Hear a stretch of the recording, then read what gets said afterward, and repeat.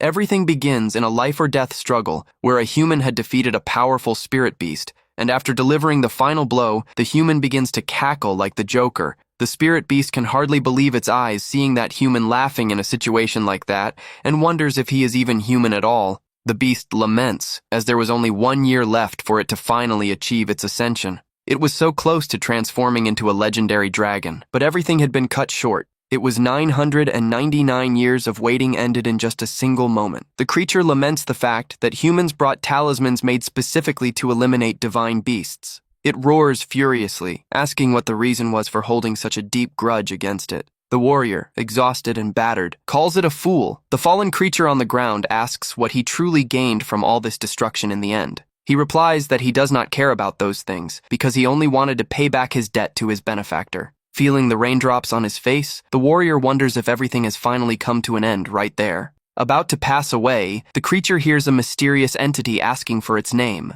Furious, the beast asks who is speaking to it. After finally passing away, the spirit beast wonders if its destiny was just to disappear like this. However, he begins to hear a heartbeat and tries to understand where that sound is coming from. Without understanding anything, he wonders if he is still alive. He feels the heart beating and realizes that, although the energy of his Dantian is gone, there is still strength in his body. He reaches out his hand and realizes there is an invisible wall in front of him and concludes that this can only be a trap. He gets annoyed and questions if they thought that body would give up just because they sealed his Dantian immediately after he breaks the barrier in front of him. After finally breaking that invisible barrier, the Prota is finally free, but he was completely wiped out and had almost no strength left to move. Looking around, he is puzzled trying to figure out where on earth he ended up. Even from afar, one can see that the place is filled with extremely valuable magical and rare items. He wonders who the owner of that place could be to have accumulated such an immense amount of treasure. In the middle of the offerings, he notices a stone tablet that has a mysterious message written on it.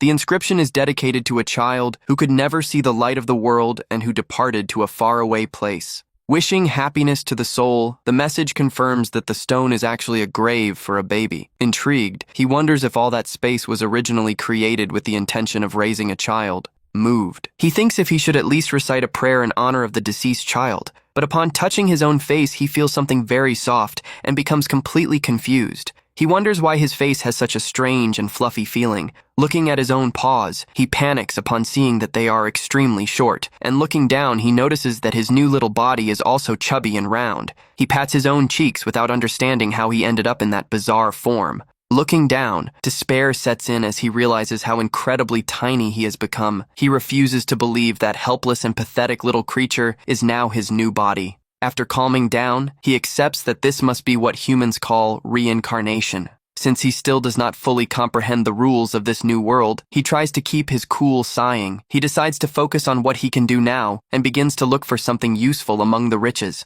He finds a sacred sword and several magical treasures, finding the previous owner's tastes quite peculiar. Seeing a cursed shield that petrifies anyone who looks at it, he finds the effect rather cliché. He examines another curse that causes eternal hunger and labels it as just another boring classic. Spotting a potion that takes away the voice in exchange for legs, he scoffs, thinking that can barely be called a curse. He wonders why there are only cursed items in such a bright place, thinking if they were trying to seal the location with opposing energies. Suddenly, he spots a small gemstone fallen on the floor and is intrigued by the find. He looks up, wondering if that jewel ended up rolling down from some upper part of the treasure. Looking closer at the chest, the little monster notices something surprising inside. He is amazed to come across a true colossal mountain filled with glittering treasures. Very excited about the discovery, he celebrates mentally for hitting the jackpot in that place. The little one notices that the object is not just an ordinary jewel, but rather a spiritual weapon with power of its own.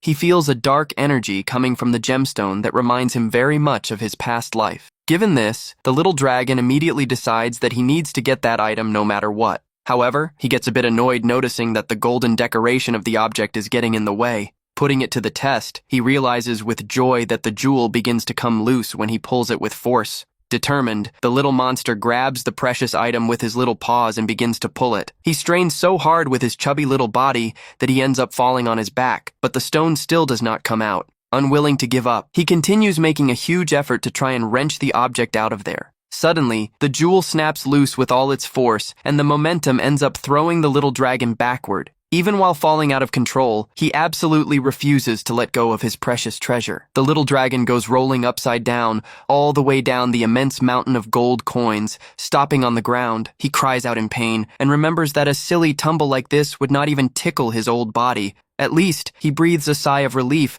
seeing that the precious jewel remains perfectly intact in his hands. Suddenly, a deafening sound of thunder begins to echo through the entire golden hall. The little dragon is startled upon feeling a crushing and mysterious pressure arising out of nowhere. He notices a distortion in space and feels that an extremely powerful being is coming from the other side. The Prota gets tense, noticing that not even his old version would be capable of defeating that presence. Still, he tries to encourage himself by remembering that he is the proud descendant of the legendary Black Dragon. At that moment, a gigantic and intimidating blue portal opens up completely right in the middle of the hall. A huge, glowing golden paw begins to step through the dimensional rift slowly. Next, an immense, glowing blue eye observes the little intruder in a threatening manner. A colossal and majestic golden dragon steps out of the portal and stares down the little monster with grandeur. The little one notices immediately that the giant creature is trying to intimidate him, using only its aura. With great pride, he refuses to back down and decides he will not bow before that pressure. He tries to let out a powerful roar to match it, but it ends up coming out as just a cute squeak. The immense golden dragon is completely left with no reaction and surprised looking at the tiny one. To make matters worse, the little dragon ends up sneezing in an extremely cute way right in front of the giant. The enormous creature realizes that the intruder is, in fact, just a helpless newborn hatchling. She approaches calmly and comments that the little one seems to be very frightened by her presence. While the tiny one trembles with fear, the gentle voice reassures him that he does not need to have any dread. The golden dragon decides to change her appearance so as not to scare the little hatchling any further. The creature assumes the form of a beautiful blonde woman and asks if that human appearance is better for him. She introduces herself warmly as Christina, leaving the little one surprised that she revealed her name. Christina kneels down affectionately and asks with concern if the little dragon is doing well and if he has eaten yet. He understands the question, but thinks proudly that before, he could go a whole month without needing to feed himself. However, to his embarrassment, his stomach growls very loudly right after, surprising the woman. The little monster turns red with embarrassment and does not understand why his current body is so weak. The hunger noise continues echoing non-stop, making it clear that he is absolutely starving. Christina realizes that the hatchling's need speaks louder and decides that she needs to prepare something right away. She picks up a mysterious bottle under the watchful and curious gaze of the little dragon, with a very friendly smile on her face. She begins to open the mysterious container. She pours a white, creamy liquid that looks extremely delicious and fresh. The little dragon catches the sweet aroma in the air and is immediately intrigued by that smell. Realizing it is fresh milk, he gets so excited that he even drops the precious jewel he was holding, drooling with anticipation. The tiny one swallows hard while staring intently at that wonderful meal. The woman holds the container and is in doubt whether she should hand the drink directly to the little one. She hesitates for a moment, thinking if the little monster will prefer to drink by himself or if he wants help. Noticing the hatchling's hesitation, the woman pretends she is going to take the milk bottle away, thinking he does not want to drink. The little dragon panics immediately, seeing that she is threatening to take the milk away. He leaps quickly toward the container, letting out a sharp squeak to secure his meal. While he drinks desperately, she comments with a gentle smile that the tiny one seemed to be very hungry. He continues drinking hastily and tries to convince himself that it is just ordinary milk. However, he is surprised and amazed to realize how incredibly delicious that drink manages to be. She asks if it tastes good, and he makes cute noises of approval, although he feels a bit embarrassed by his reaction. Very affectionately, the woman asks the little hatchling if he would like to leave with her from then on. She extends her hand in a welcoming way, inviting the little monster in a very loving manner to accompany her. The guardian promises that the world outside is filled with even tastier foods and many fun things for him to discover for the first time. Although he does not understand all her words, he comprehends perfectly that she is inviting him to depart together. He analyzes the situation and notes that she does not seem to be a bad person. Plus, there is nothing else useful for him in that hall. He also accepts that it is too dangerous to try to survive alone with that fragile body and without the protection of an adult. To save his pride, he mentally insists that he is not accepting the invitation just because her milk is wonderful. Having decided, the little dragon walks up to her and gently grabs the hem of his new protector's white dress. Very happy with the hatchling's choice, the woman picks him up gently in her arms and welcomes him with a sweet smile. She embraces him emotionally, revealing that she was afraid he would not be able to be born, and thanks deeply for the fact that he is alive. The little one is confused and surprised to realize that she is thanking just for his existence in that world. He finds that display of affection a bit strange for his old customs, but admits that the feeling is not bad. He deduces that the original soul that was supposed to inhabit that body unfortunately ended up disappearing before birth. To return the affection received, the little monster extends his little paw, holding the magical jewel he had collected. Christina is surprised to see the object and asks if that is a gift of thanks or if he wants her to keep it safe. He rubs his little face against her affectionately, thinking that it would not be good at all to see his new guardian sad or down. She hugs him tight with her eyes sparkling, asking emotionally if the little hatchling is trying to comfort her and praising his cuteness. The woman begins to walk out of the hall with the little one in her arms, asking for them to take very good care of each other. He returns the affection in silence, feeling an enormous gratitude toward her for giving him a new chance to live. Looking back one last time, the little dragon mentally wishes that the soul of the deceased child finds eternal peace. He vows to himself that, in this new life, he will become strong enough so that no one can hurt him or defeat him ever again. With determination shining in his eyes, he decides that he will use every possible resource at his disposal to achieve his goal. Sometime later, the little dragon sleeps peacefully belly up, surrounded by soft sheets and glittering jewels. He begins to open his eyes slowly, waking up calmly from his sleep in a very lazy manner. The tiny one lets out a very long yawn and stretches all over in the middle of his comfortable cushions. 1 month passes since his arrival at the temple, and he decides it is already time to begin his usual morning meditation. In the beginning, he felt very confused by the limitations of his new little body, but gradually he got used to the infant form. He discovers that the new body manages to accumulate magical energy in the heart in a natural way, even without using breathing techniques. Initially, he thought there was something wrong, but upon seeing Christina use her own magic, he realized that this was common there. Thanks to this ease, he does not need to focus on training the middle dantian and can dedicate all his focus to developing the lower dantian. He rejoices upon noticing that he is in a wonderful place where the purest and most concentrated magical energy of all flows. With a newborn body free from any previous impurities, his current situation becomes extremely satisfactory for training. However, he confesses to himself that there is a very annoying detail that leaves him quite unsatisfied in his daily routine, and this big problem that disrupts his secret training routine so much boils down to a single little creature. It is a small and curious glowing spirit that was assigned to watch his every step in the temple. He tries to push the creature away with his little paw and wonders indignantly if that annoying being never sleeps or rests. The little one remembers that Christina was afraid to leave him alone and summoned that watcher spirit before stepping out. Because of the constant surveillance of that glowing little thing, he cannot perform his more intense physical training in secret. Whenever he tries to move stealthily to escape the room and explore the outside area of the temple, the little watcher immediately runs to alert Christina, who soon appears worried, saying that the outside is dangerous. In any case, he comforts himself noting that his internal energy continues to grow in a steady and healthy manner. He feels that he has reached an ideal amount of power to try and perform a very important test that he had been planning. Concentrating all his accumulated mana in the middle of the luxurious hall, the little dragon prepares to try using teleportation magic for now. He decides that it is still too early to attempt any escape until he can deal with the little watcher. The little dragon concludes that he urgently needs to cook up a plan to neutralize the snooping spirit. On top of everything, there is also the great difficulty of pronunciation due to his baby vocal structure. He recognizes reviewingly that this physical limitation will only be fully resolved when his body matures. Seeing the spirit mimicking him in a silly way, he gets extremely embarrassed and tells the creature to stop doing that. Suddenly, he interrupts his thoughts upon feeling a strong and familiar movement of mana in the air. Christina has just returned to the hall and asks with a loving smile if he behaved well during her absence.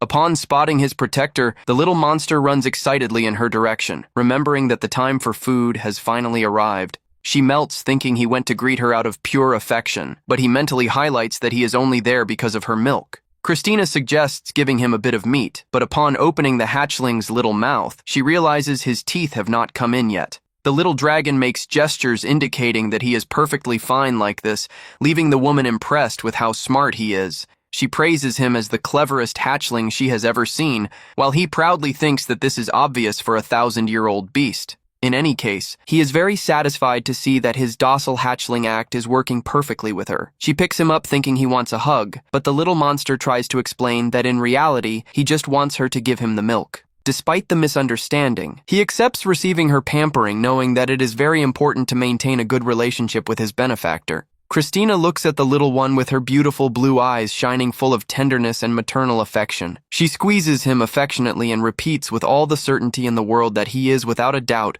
the most adorable hatchling in existence. Suddenly, she realizes her own forgetfulness and remembers that she had come right there precisely to feed him. She finally hands him the container, calling the drink his favorite milk, and the little one celebrates for getting what he wanted. While nursing contentedly, he thinks to himself that it is very much worth acting cute if it means getting such wonderful milk. While he enjoys his tasty meal with plenty of satisfaction and tranquility, Christina always sits by his side on the floor and begins to talk cheerfully about how her day went. He confesses that he never liked listening to other people's venting, but she does not even suspect that the little one understands every single word she says. Still, seeing the woman opening her heart and venting to him with such trust allows the little dragon to see her smile with a much lighter, calmer, and more relaxed facial expression than before. Thanks to this daily interaction, he managed to learn the language perfectly and obtained a lot of valuable information about that new world. In a very docile and loving way, she calls the little monster a baby. She asks if he has already drunk it all, and at that moment, the little dragon remembers an important rule of that coexistence. She asks with a begging look for him to do something cute, and he frustratedly realizes that all that hospitality of hers is never free. He hesitates, remembering that he lived a whole millennium as a divine and majestic beast, and now he needs to do tricks for food. Even while complaining mentally, he gives in to the blackmail and strikes an extremely adorable pose to please his protector. He tries to comfort himself, thinking it is just a matter of logic to return the kindness after being so well fed. She melts completely at that cute scene, and the little one sighs in relief, seeing that his benefactor was fully satisfied. He lies on the floor, frustrated. Knowing he cannot act rudely toward the person who saved him and supports him in such a sweet way, Christina pats his head and wishes from the bottom of her heart that he grows up happy and has a truly wonderful life. Whenever he hears her speak with such sincerity and sweetness, he cannot help but recognize the truth in her words. It becomes evident to him that Christina is a person of a genuinely kind and warm soul in every little daily action. Since he had never received so much affection in his previous existence, he feels confused about what would be the best way to give back. This warm situation brings to his mind an old memory of his past life, with an old acquaintance of his original species. The fox friend questioned him in a teasing way about why he insisted on living isolated, focusing only on his future ascension. She insisted on knowing if he really felt happy living in such a lonely way and focused only on duty. Seeing his silence, she called him an idiot for not knowing how to answer, while he merely said that their paths were different. The fox countered, laughing, affirming that it was precisely because of that cold response that she considered him a complete idiot. Next, she stared intently at him and asked if he had ever experienced true happiness even once in his life. She pointed out that he did not even know what the wonderful feeling of being adored or genuinely loved by someone for real felt like. He replied that this was useless for one who would become a celestial dragon, and the friend just sighed, commenting on his coldness. He tried to fight back, saying that she too would soon be a celestial fox, and yet continued to cling to worldly feelings. However, the friend caught him by surprise by revealing with determination that her true goal was to transform into a human. He was completely shocked and without understanding how that choice could make any sense for a powerful creature like her. With her cheeks blushing, she revealed affectionately that she had fallen in love with a man who loved her, even knowing she was a fox. She explained that if her partner loved her that much, it was perfectly natural and fair to want to return all that feeling. The fox expressed with affection the sincere wish that the dragon too could experience and comprehend this beautiful feeling one day. She joked, calling him a silly guy who would not even notice if he found someone special, while he swore that would never happen to him. He warned her that if she became human, she could no longer visit him, but deep down, the dragon just did not want to spoil his friend's happiness. The little dragon recalls that moment with affection and realizes that in his own way, he had grown quite fond of his old companion. He remembers when she looked at him in an extremely sad and tearful way, which left him quite intrigued and without understanding the reason. The friend complained that he should have just been cold as always. While the dragon asked her to stop grumbling and speak properly, she then gave him a little push out of spite, wishing in a very grumpy way that the stubborn dragon would have a good and happy life. Next, she went running away irritated, calling him a slow lesser dragon, leaving her companion quite confused after trying to be kind. But before disappearing on the horizon, she had looked back with a beautiful, sincere smile and thanked him deeply. Back in the present, the hatchling admits he still does not understand everything, but now he comprehends the real meaning of returning the affection received. Christina finally returns to the temple hall and asks in a very docile way if her beloved baby waited patiently for her. But upon entering the room, she gives a start of pure surprise and amazement coming across the scene in front of her. The little dragon decided to stand on 2 paws to show his rapid physical growth as a form of thanks. He hopes that, by proving his rapid development, his protector will finally decide to dismiss the annoying watcher spirit. However, to his surprise, Christina begins to cry with emotion at the scene, leaving the tiny one completely confused and awkward. Without losing time, the woman throws herself emotionally in the hatchling's direction to grab him with all the love in the world. She squeezes him in a warm embrace and exclaims that she does not know what to do with so much cuteness, while he realizes she was not sad. Releasing him from the tight hug, she remembers very excitedly that she had brought a special gift from her trip to hand to him. The little hatchling immediately gets curious at the mention of a gift and soon begins to wonder if it will be some more delicious food.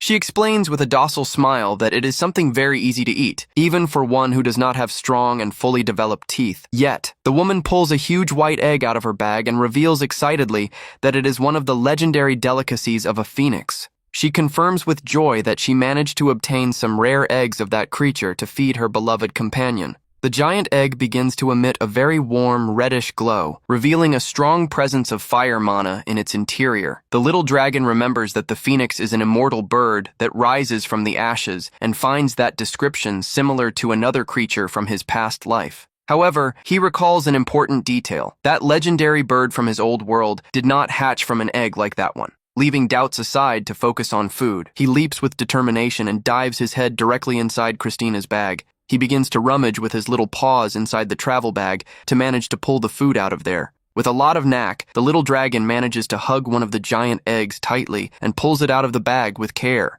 making cute noises and applying a bit of pressure. He tries to break the sturdy shell to reach the delicious contents. He celebrates mentally upon managing to crack a perfect split at the top of the giant egg's shell. Without losing time, the little monster chomps down on the bright golden yolk directly from the shell with a lot of will and appetite. His eyes even sparkle with so much joy tasting the delicacy and realizing that it has an indescribably wonderful taste. She is very happy to see that the food pleased his palate, explaining that the egg was prepared with the heat of a red dragon's fire. While licking his chops, the little one realizes that, besides the great flavor, the food also carries a subtle amount of fire magical energy. She hands the milk bottle to him to accompany the meal, asking very affectionately for him not to eat in such a hasty way. The protector explains that even though dragon hatchlings have quite sturdy stomachs, it is always good to be careful to avoid indigestion.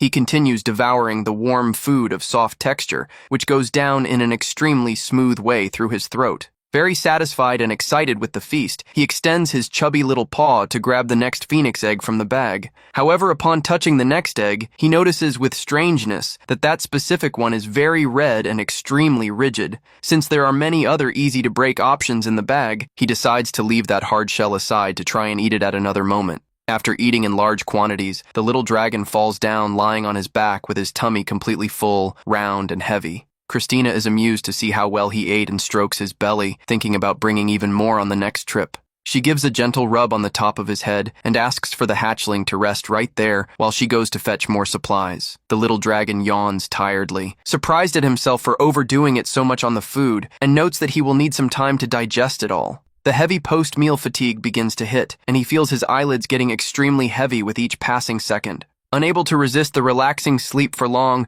the little monster falls deeply asleep in the middle of his comfortable cushions. Sometime later, his little ears move suddenly upon hearing a very subtle noise coming from near his basket. The hatchling opens his eyes very slowly, waking up from his relaxing sleep in a rather lazy manner. The tiny one props himself up on his front paws and lets out a slight murmur of tiredness while trying to get up from the soft basket. The little dragon tries to orient himself and shake off the laziness after waking up from a long and deep sleep in the basket. Looking around, he notes that he is completely alone in the temple hall and notices something strange nearby. He notices with surprise that the amount of eggs increased, concluding that Christina passed by there while he slept. Since he has already digested his previous meal, he wonders if he should not eat one more of those tasty eggs. The little dragon comes to the quick conclusion that eating just one more delicious egg would do no harm to his body. To ease his conscience, he pretends it is not gluttony, but rather an important way to absorb fire magical energy. With determination, he climbs on top of that red and hard egg that he had left aside in the past meal. The little monster observes the mysterious phoenix egg from very close, with a lot of attention and curiosity. He studies the object for a few moments and concludes that that weird phoenix egg houses something very special. Knowing he would have to face it at some point, the dragon decides to take advantage of being alone to act without interruptions. The Proto takes a deep breath and begins to concentrate a powerful amount of dark energy in his small little paw. He channels all his accumulated mana into that single point to deliver a strike capable of breaching the sturdy shell. Next, he delivers an extremely potent punch loaded with dark energy directly against the red egg. The violent impact of the attack generates a strong shockwave and dust around the phoenix object. However, the little dragon is completely left with no reaction, seeing the result of his attack with all his strength. To his total amazement, the red shell of the mysterious egg did not suffer even a single small scratch or crack. Frustrated with the total ineffectiveness of the strike, the little dragon steps back a few paces to plan his next move. While rubbing his sore little paw, he realizes with clarity that that task will be no easy feat to accomplish. Even without wanting to exert himself so much for a simple baked egg, he decides to use his maximum power just this once. The little monster begins to float in the air, concentrating a massive and intimidating amount of magical energy. Summoning all his strength from the past, the spirit of his original form arises behind him while he prepares to attack. He fires a gigantic and devastating beam of concentrated energy directly against the shell of the red egg. Completely spent by the extreme effort, he falls exhausted on the floor and wonders if he finally got what he wanted. The little dragon celebrates proudly, noticing cracks forming in the shell, confirming to himself how strong he is. Anxious for the prize, he extends his little paw to take a bite and taste the delicacy that cost him so much work to open. However, the little dragon gets a big scare, noticing a totally strange movement coming from inside the broken shell. He steps back, startled, immediately noticing that the shell is breaking apart in a way he had not originally planned. His expression turns confused, hearing an extremely docile and tiny chirp echoing from inside the phoenix egg. To his total amazement, a very chubby-cheeked and docile white little bird comes out of there and stares at him with a lot of curiosity. The little dragon is completely left with no reaction, coming across the live avian hatchling looking directly into his eyes. The small bird lets out a very joyful and friendly chirp in the dragon's direction, totally ignoring his confusion. He tries to understand the reason for there being a live bird inside there, since he was certain that the egg was truly baked. In addition to the mystery, he begins to feel an extremely familiar vibration of magical energy coming from the little bird's small body. The little monster widens his eyes in dread upon realizing an unbelievable detail about that small being's magical aura. He realizes in shock that the little bird's energy is a mixture of fire power with his own magical strength that he used in the attack. He comprehends that the egg did not resist his attack, but rather absorbed all the colossal power he fired to hatch it. The little dragon falls dramatically to the floor upon realizing that all the energy he had accumulated served to hatch the little bird. He deeply laments his great loss of power, remembering the enormous sacrifice it took to gather that precious mana. The small bird continues chirping joyfully by his side, leaving the little dragon even more annoyed for not understanding what it wants to say. The phoenix hatchling begins to rub itself affectionately against the dragon's face, totally ignoring its companion's anger. He does not understand the reason for so much sudden friendliness and begins to question if all the phoenixes in the world act in such a docile manner. Suddenly, he remembers a very common biological detail among newborn birds and widens his eyes, deducing what happened. He realizes that that docile behavior is a case of imprinting, where the hatchling views the first being it sees as its mother. The dragon remembers he has already seen creatures act like this in the past, and resolves to do a quick test to confirm his big suspicion. He begins to walk hastily from one side to the other and notes that the little bird follows him, mimicking perfectly his eye. Every step he tries to run in circles around the room to lose it, but the small bird continues chasing him with total focus and determination. Faced with the result, the little dragon stops tired and confirms that the little bird truly views him as its sole protector and guide. Exhausted in every possible way, he resolves to take a leap and climb onto a high-low wall to manage to wrest away from the hatchling. The little bird begins to chirp desperately down from below, and the little dragon notices relieved that it has not learned to fly yet. Feeling very lazy, he decides that the best option for now is just to ignore the noisy bird and take a good nap. The little dragon notes satisfied that the little bird's chirping is getting weaker and weaker and without strength down below. However, he hears a very faint crying sound and realizes that something is wrong with the avian hatchling. Looking down, he enters complete despair, seeing that the little bird has started to cry for real. Although he is upset with the loss of energy he suffered, the little monster cannot ignore the little creature's sadness. Meanwhile, Christina comes running back to the temple, deeply regretting having taken much longer than she expected. She carries a basket filled with new warm eggs, very worried about the possibility of her baby being hungry. In a hurry, she opens the large doors of the room, hoping to find the little dragon well and safe. Seeing the empty shells scattered on the floor, she deduces that he ate everything that was left and ended up falling asleep. The woman approaches her sleeping basket slowly and lets out an exclamation of pure surprise looking closely. She notices a small fluffy tail that definitely does not belong to a dragon coming out from the middle of the blankets. Christina smiles all over seeing the dragon hatchling, sleeping cuddled up with the small bird in a very adorable way. The guardian begins to think about the real possibility of the rare egg she had brought having been, in fact, that of a phoenix. The small bird begins to wake up and lets out a very docile chirp, noticing Christina's presence nearby. The little dragon also awakens from his sleep and turns lazily to look at his protector. The woman observes the two hatchlings from very close, showing a rather thoughtful and serious expression on her face. Suddenly, the small bird begins to release intense blazes of fire around the sleeping basket in a protective manner. Christina realizes that the bird possesses pure fire magic mixed with darkness and is impressed by a newborn being so strong she recognizes that it is the sacred bird of fire, which possesses the legendary ability to travel back and forth to the Garden of the Gods.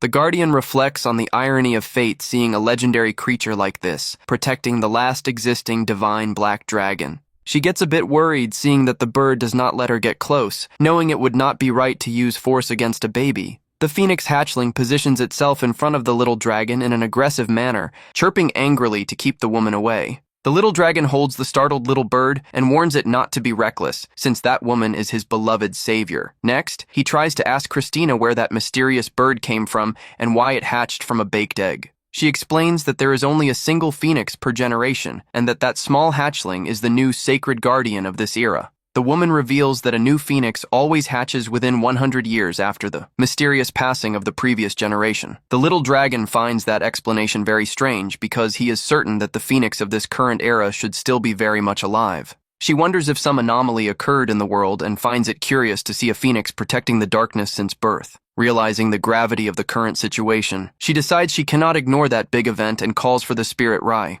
The guardian resolves that she needs to consult with Elder Phaseus of the Red Dragons to discuss the bird's birth. She thanks the spirit Rai, who guarantees in a very joyful way that he will take perfect care of everything during her absence. The woman asks if the little dragon can wait safely in the temple, and he replies promptly that yes, with a cute nod. Internally, the little monster celebrates excitedly, realizing that her departure means he will finally have plenty of free time. Although she feels dread in leaving the hatchlings alone, she feels deep in her heart that the little dragon will handle it all. The guardian reflects that he is not just smart, but seems to carry a wisdom and well-defined values of his own of an adult. She is also impressed with his capacity to control mana, since ordinary hatchlings usually use magic in a very disastrous way. She notes that he is different from everyone and manages to manipulate his magical energy in an extremely complex, precise, and conscious manner. The woman concludes that he is definitely no ordinary prodigy and recalls an old conversation she had with her former master.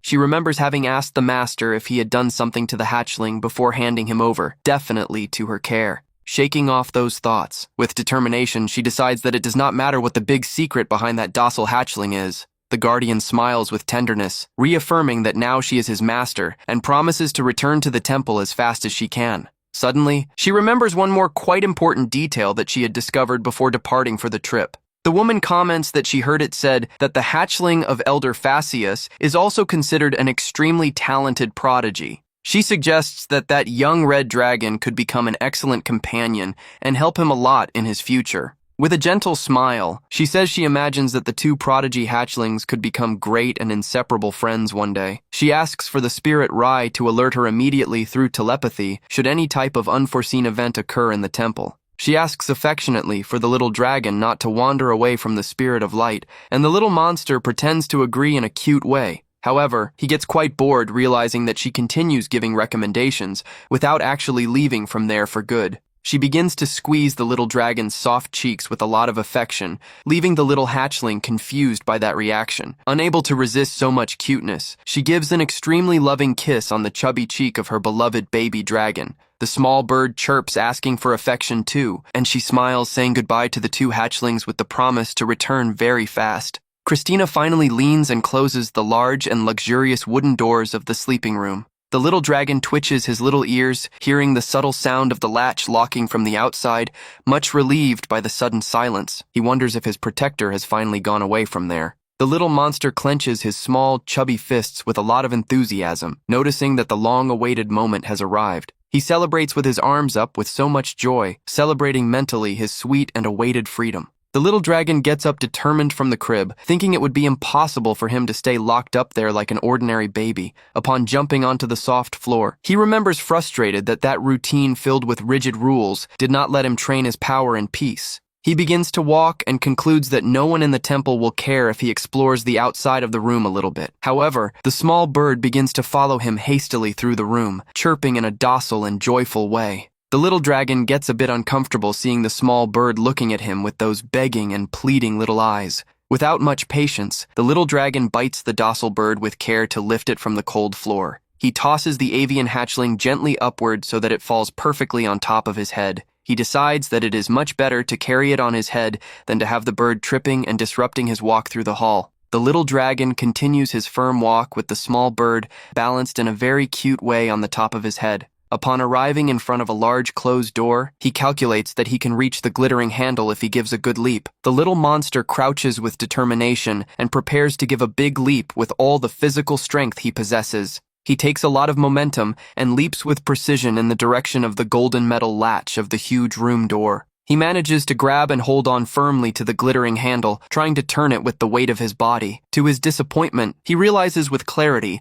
that the door is completely locked from the outside by his protector. The little dragon looks back and realizes that the spirit of light was calm precisely because he knew that the door was locked. He gives a mischievous smile, remembering that he is no ordinary hatchling and that silly locks of wood will not manage to stop him. The little monster begins to channel his dark magical energy directly into the keyhole of the door. With a very satisfying click, the large wooden door finally unlocks and opens wide before him. Now, his biggest and main concern is how the small watcher spirit of light will react, seeing that he opened the door. He observes the small being of glittering wings with a lot of attention, wondering if it will fly fast to alert Christina. However, to his complete surprise, he notices a totally different and unexpected reaction coming from the spirit of light. The small glowing being nods its head agreeing in a docile way, indicating that it approves of the exit and giving permission for him to pass. Even without understanding the reason for so much sudden friendliness from that watcher, the dragon decides not to question and just accept his good luck. With the path finally clear, the little dragon takes his first decided steps toward the outer corridor of the sanctuary. His eyes even sparkle with curiosity upon finally managing to put his paws outside that closed and monotonous room. He is extremely impressed, seeing that the corridors of the large temple are infinitely larger than he imagined. He finally comprehends the reason for Christina and the spirit of light, not caring so much about his escape attempts from the room. They knew it would be impossible for a slow, hatchling like him to manage to go very far, walking on foot through that huge temple. He realizes that his stride is too short and concludes that exploring on foot without using teleportation spells would be a great waste of time. But the little monster flashes a mischievous smile, remembering that he had already prepared in advance for that exact situation. The little dragon begins to concentrate a large amount of bright, blue magical energy around his entire small body. He recalls perfectly how Christina's energy flowed whenever she utilized teleportation magic in front of him. He feels the mana around respond to his commands in a natural way, managing to mentally map out the entire large sanctuary all at once. Confident in his great control skills, he prepares to perform the spell and begins to choose the best destination to go to. He looks askance at the spirit of light and thinks triumphantly that, even if the Watcher wants to snitch on him to Christina now, it will be too late. He smiles victoriously, thinking that the small spirit of light is way too late, and lets out the activation command of his magic. A gigantic and bright blue teleportation magic circle arises around the dragon and activates instantaneously. In the blink of an eye, the group is teleported outside the temple, emerging on the top of a very beautiful verdant mountain in the open air. The little dragon is totally amazed, contemplating the immensity of nature and the beauty of the world on the outside for the first time. He begins to realize that that new world is completely different and infinitely more beautiful than the world of his old life. Suddenly, he becomes aware of a desperate detail and realizes that he is plunging in free fall through the air in the middle of the mountain. Since he chose to emerge high up to avoid getting stuck in the walls, the little bird tries to help him, flapping its tiny wings in vain. The two end up falling directly against the grass of the ground, generating a small impact of dust and dirt in the middle of the beautiful green meadow. He grumbles with his face in the dirt for being too low to open his wings, but relieves himself noting that he brought his companion safely. Looking to the side, he sees the small spirit of light spinning in a totally dizzy and startled way after the intense magical trip. He thinks that Christina made teleportation look very easy and wonders if what he did is really something that impressive after all. But suddenly he stops and begins to reflect that if any ordinary dragon hatchling managed to use teleportation magic right off the bat, he realizes that Christina would never have left just a single spirit of light taking care of him, had she known he was capable of doing that. Faced with this revelation, the hatchling begins to worry for real and wonders if there is still some way to fix that big mess. He continues finding everyone's shock strange. Since Christina made everything look extremely simple during their daily routine, he catches himself thinking about the matter again and begins to notice the danger of a mere hatchling managing to use a magic of such an advanced level. If she knew about this, she certainly would have reinforced the security much more, instead of leaving just a small fairy as a watcher at the location. He tries to calm down and wonders in silence if the situation is still under his control in some plausible way. The little dragon swallows hard upon realizing the gravity of what he just did and lets out a rather worried murmur. He realizes that he made a silly mistake and laments for having used his magic at a moment when he could no longer hide his powers. The little bird chirps, asking what went wrong and why he is so quiet, while the little dragon decides to stop overthinking it. The little dragon places his little paw on the bird's head to calm it down, deciding that the best thing to do now is to act in a practical way. He begins to run joyfully through the forest, focused on first discovering exactly in which location of the map they ended up. The two hatchlings have a lot of fun observing a trail of ants that passes walking slowly along the lawn. Next, the little dragon goes to swim in a very clean river, surrounded by several blue fish curious about the creature's presence. He crosses with a lot of care a natural bridge made of a fallen tree trunk filled with moss that connects the two banks. With a lot of effort, the little one manages to climb up a large tree to try to have a wider view of the entire forest around. He finally reaches the top of the leaves and lets out a joyful shout, managing to poke his head out of the tree canopy. The little bird also emerges right behind, coming out from the middle of the green leaves, and chirps very loudly to celebrate that they reached up there. Observing the horizon from the top of the tree, the hatchling locates a mountain in the distance, and concludes that that location must be Christina's lair. He observes an enormous bright barrier that covers the entire mountain, revealing the exact location of his temporary dwelling. The little dragon is fascinated, seeing for the first time what the imposing lair of a dragon looks like when viewed from the outside. He notes the absurd amount of mana that surrounds that entire region, making the sanctuary look totally fused with nature. Satisfied with what he discovered, the hatchling decides he has already seen enough from up there and prepares to climb back down to the ground. He begins to slide down the branches, laughing, and thinks to himself that it is already time to begin planning his return to the nursery. The small watcher spirit flies nearby while thinking that, despite the accidental teleportation, the hatchling at least did not lower his guard. The little dragon continues climbing down the tree and begins to plan how he is going to display his incredible talent for teleportation magic. He imagines that, upon showing also his wisdom in restraining himself, Christina certainly will shower him with praises for his great talent. He gets excited thinking she could help him promote himself even further and reward him with many delicious things. The little dragon focuses on not overdoing his actions so as not to leave the blonde suspicious of his real origins and past memories. He walks confident back through the woods, hoping that his entire return plan and hatchling lie goes perfectly well. Suddenly, the hatchling stops and sniffs the air after sensing a mysterious and extremely alluring aroma coming from the middle of the plants. He begins to follow the curious scent, circling around the lawn, while the small watcher spirit observes him without understanding anything. With his eyes sparkling with so much emotion, the little dragon runs toward the source of that wonderful aroma that attracted him so much. He pushes aside the green bushes with his little paws and celebrates a lot, finding a very special plant hidden in the woods. He is shocked seeing that it is an extremely rare wild ginseng, a true celestial seed filled with energy. He is impressed with the quality of the plant and thinks he would expect nothing less from something that grows on a sacred mountain like that one. The hatchling begins to salivate a lot, just looking at the ginseng, thinking that that would be perfect to restore his strengths. He brings his small little paw close to the plant with a lot of determination, seriously pondering the idea of devouring it right there in the forest.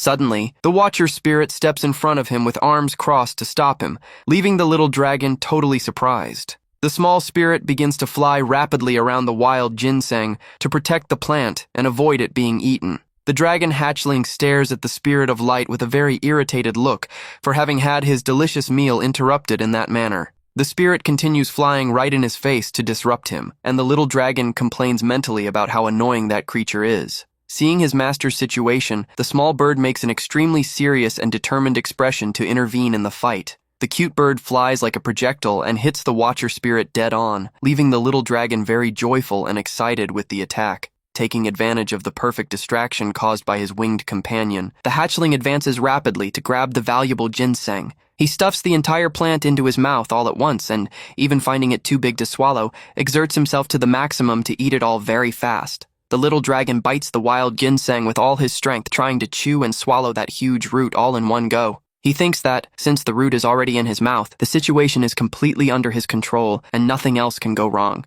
But suddenly the root of the ginseng begins to break apart and crack in a very strange way before he manages to swallow. The ginseng lets out a frightening and shrill scream, leaving the dragon hatchling totally in shock and with no reaction at that bizarre sound. The little dragon trembles with fright while listening to that deafening noise, asking himself what is happening to the plant. The little bird and the spirit of light get startled, hearing the little dragon choke and cough violently, trying to spit that out. The little bird enters total panic and chirps desperate, while the little dragon groans in pain, feeling very sick. All of a sudden, he realizes that that plant was not the celestial ginseng he imagined, and feels that, if it continues like this, he will end up passing out from pain, with his vision darkening. The hatchling deeply laments for having brought his small companions outside the safe lair in that situation. He ends up falling unconscious on the forest floor, while a bright green energy begins to surround him in a mysterious manner. At that moment, someone wearing leather boots walks slowly through the woods and approaches the location where the hatchlings are fallen.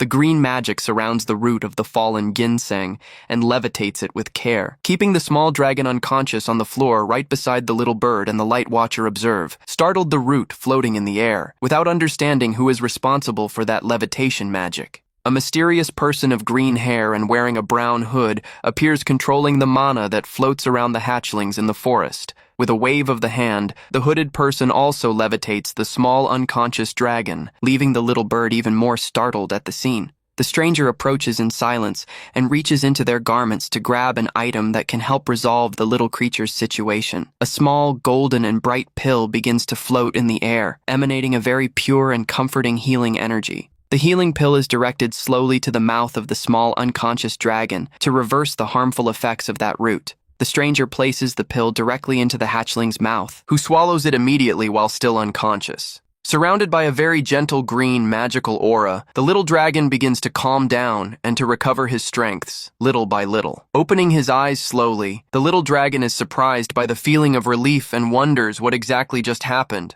Still half weak, the hatchling lets out a low murmur and tries to focus his vision on the hooded figure of green hair that is in front of him. The mysterious person begins to walk away in silence, and the little dragon feels his strengths and consciousness fade again before blacking out. The hatchling falls into deep sleep once more on the grass floor, while the last remnants of the green magic disappear from the air. The little bird cries, desperate, seeing the little dragon motionless, and chirps, asking for help from the Watcher spirit, who tries to calm it, asking for a moment. The little bird nests sad beside its protector, who just needs to rest a bit to fully recover from that scare. Meanwhile, in another place very far from there, the beautiful Christina walks peacefully with a slight smile on her face through the Imperial Hall. She arrives at her destination and greets someone in a polite way, commenting that it had already been a long time since their last meeting. The imposing red dragon Phaseus is resting on his golden throne, surrounded by flames when Christina calls him by his proper name. The imposing red dragon agrees with her in a grand manner, affirming that it truly has already been a long time since they saw each other. Phaseus wonders what would bring the leader of the golden dragons right there to make a visit so sudden and without any prior warning. He assumes his human form and smiles, thinking that she must already know whether he will accept or not the proposal that she came to bring him. Phaseus, in his form of a man of red hair, extends his hand and says he hopes her matter is truly worthy of his attention. Christina bows with elegance and asks for forgiveness for the breach of protocol, but the redhead reassures her, praising her good manners. Christina reveals directly the reason for her coming, announcing that a new black dragon hatchling has finally just been born into the world.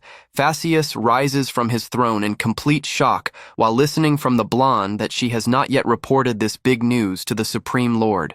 Still unable to believe what he just heard, the red dragon asks, confused, why she decided to go speak first with him. She explains with a rather worried look that the small little creature is still very young and fragile to deal with the dangers of the world. She argues that the little hatchling needs plenty of time to grow in peace and gain all the necessary types of life experiences. She wishes that the little black dragon can develop freely at his own pace and find his own identity in the future. She asks for Phaseus to be a source of support for the baby and, above all, stop the terrible Lord Issa from trying to interfere in his upbringing. Phaseus stares at her with seriousness and asks if that small black dragon hatchling is really worth all this effort and gigantic risk. Christina asks if he has an inkling of the power that the baby carries, revealing that the small hatchling was capable of reviving a legendary phoenix. Phaseus is shocked because the phoenix of this era was still supposed to be alive, which makes the little black dragon's feat something even more incredible. He punches the arm of the throne, worried, knowing that, if the Lord discovers this, he will brainwash the baby to use him as a weapon. He knows that the Lord would eliminate the hatchling without hesitating should he see him as a threat, while lamenting the careless attitudes of other dragons. He smiles and praises her cleverness, saying that she came right here knowing very well that he would not be able to refuse a proposal like that. Christina smiles with tranquility and replies that she merely trusted that the old friend would make the wisest and most correct decision for them all. He reflects that it would be very advantageous to forge bonds between the heir of the dark lineage and his own son, who will also be a future elder. He promises to send his son soon to help in the little dragon's education, and Christina thanks immensely for Elder Phaseus's support. Phaseus smiles from the corner of his mouth and agrees that that was an excellent conversation. While Christina warns that she is already going to withdraw first, walking back, she thinks in a disdainful way about that arrogant lord and can already imagine perfectly his face of frustration. She opens her beautiful golden wings to fly and smiles, thinking about the moment when the Lord realizes that things will not turn out how he wants. However, she reflects in silence that Phaseus himself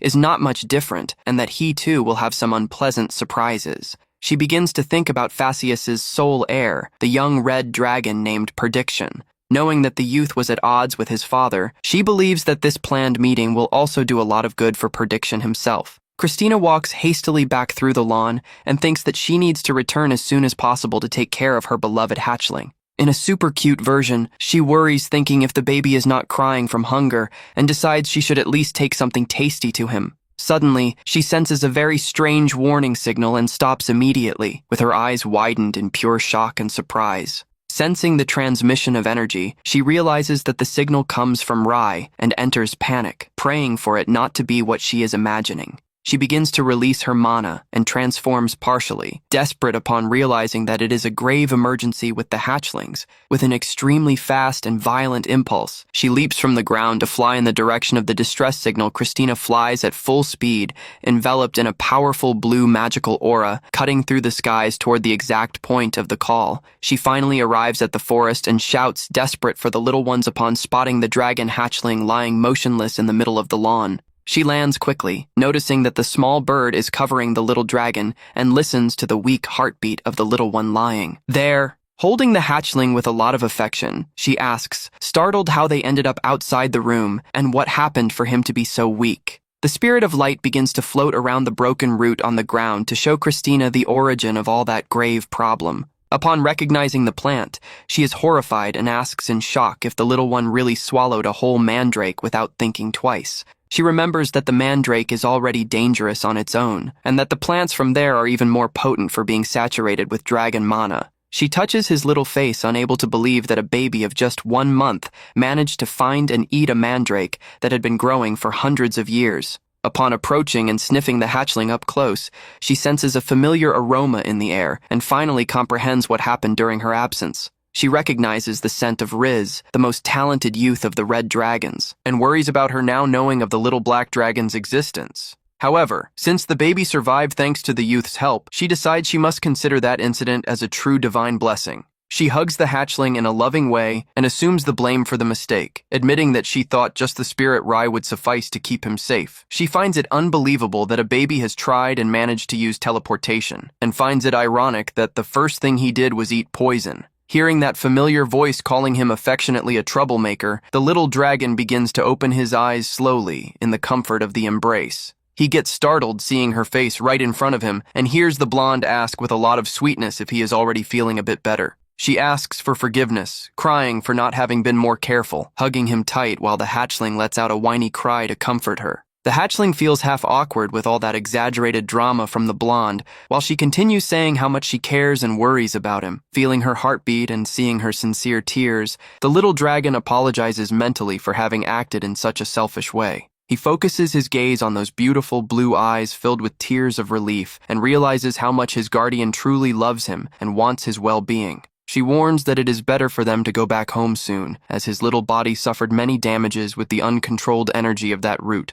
Already back in his warm crib, the little dragon lies in silence while a gentle pink energy begins to circulate through his body. He assesses that he suffered grave internal injuries and was left with his energy a mess, but comforts himself knowing that the important thing is that he survived that. He finally accepts that, no matter how familiar the scent or the appearance of the plant seems, this is in fact a totally different and new world. He decides that he will need to be much more cautious in the future, but celebrates noticing that all his secret training was worth it in the end. Leaving reflections for later, he focuses on beginning to absorb all that enormous amount of energy that is now circulating in his body. While the little dragon meditates, the small bird that is lying right by his side begins to emit some quite strange electrical noises. The dragon hatchling interrupts his training and looks curious at the bird, wondering to himself what is going wrong with his small companion. The phoenix begins to glow intensely in a bright golden yellow light, leaving the little dragon laughing and very surprised at that sudden transformation. The little dragon claps lightly and observes the bird, remembering that the poor thing did not stop crying and that finally something incredible happened to it. He gently strokes the phoenix's little head to comfort it and tells it not to cry anymore, as it was just a simple stomachache that passed. He is moved seeing everyone's sincere affection and reflects that in his past life, he would never have realized how precious having someone who cares is. The little dragon lets out a slight smile and admits to himself that, in any case, having that type of warm care is not a bad feeling. Suddenly, he notices a different glow arising right before him and focuses his attentive gaze to try and decipher the origin of that new light. The small phoenix bird nests affectionately against his chest while continuing to glow in a magical way and letting out some soft sounds. The dragon hatchling swallows hard upon feeling a vibration of mysterious energy invade his chest. Through that so intimate contact, he gets extremely surprised noticing that a powerful purifying energy begins to flow directly into his own body. Feeling his vital strength restore at an incredible speed, he tries to understand how that small miracle is happening there out of thin air. The little dragon is wide-eyed, confirming that that pure energy is clearing all toxins and healing his internal wounds. The hatchling licks the remnants of the healing pill's juice on his little paw and swallows it all with a lot of relish. He closes his eyes, focused, sensing that energy concentrate on his forehead, having absolute certainty of his suspicions. The little dragon realizes that the water acted as an antidote for the poison, and that, besides that, a powerful fire energy entered his core. He looks surprised at the small bird that is chirping softly by his side, impressed with the bird's utility. The little dragon begins to give several affectionate little pats on the cute bird's head, admitting that it is much more useful than he imagined. Christina opens the door and steps into the room with a gentle smile, asking with affection if the baby managed to rest and sleep well. He replies with a small, whiny sound, and the blonde comments relieved that, despite the big scare they went through, he seems to be doing great now. She picks him up with care in her arms and explains that the root only did him harm because of him being very much a baby, for when he grows the mandrake will be nothing. The hatchling nests all affectionate against her chest and lets out small squeaks as if saying that he will be fine, right after the scare. Moved with the little one's affection, she smiles in a very sweet way and murmurs words of pure affection for her beloved dragon hatchling. She reflects in silence that, even listening to Rai's report, she still finds it very difficult to believe that a baby managed to use spatial magic. In addition, she is impressed by the fact that he has already recovered from the internal injuries, something unprecedented even with Riz's medical help. She knows that the baby is too exceptional to be ordinary and deeply fears what would happen if the dangerous Lord Issa discovered this. Worried about the little one's future, she lifts him in the air with her hands and stares at him with an extremely serious and reflective look. Seeing her intense and worried expression, the little dragon gets a bit nervous and wonders the reason for so much seriousness out of nowhere. He worries, thinking she might be suspicious of his intelligence and plans to use the phoenix's birth as an excuse if needed. Suddenly, she calls him in a very loving and solemn way, calling him her beloved son to initiate an important conversation.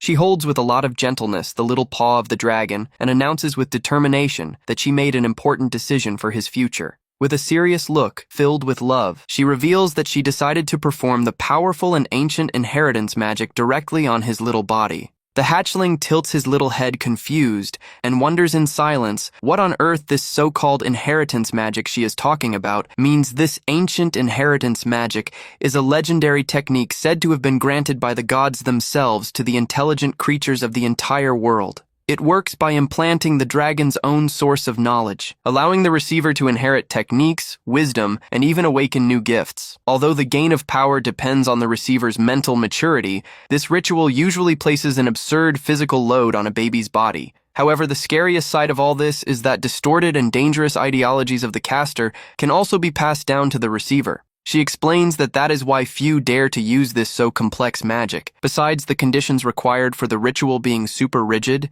she reveals that this magic can only be performed a single time in life, and looking into his eyes, asks with affection if he trusts her. She honest warnings that the process of knowledge transfer is extremely painful and dangerous, despite its immense power. In addition, she explains that the little one will need to entirely surrender control and trust his mind and body completely to her care. She hesitates for a moment and confesses with a rather sad and melancholy tone of voice that that situation was not what she wished for. She recalls how she just wanted him to be able to have fun drinking his milk and playing free from any adult concerns. Her greatest sincere wish as a guardian was simply to see him enjoy an ordinary, joyful, peaceful childhood and without big burdens to carry. She knows very well that there are certain precious moments and discoveries that can only be truly experienced during the beginning of life. The little dragon remains in silence, listening to the words filled with affection from his guardian, deeply touched by what she is saying. Having the memories of his past life, he comprehends perfectly how warm, generous, and attentive Christina's concern for him is. He knows very well that life can end up being infinitely crueler and more relentless than any ordinary person would be capable of imagining.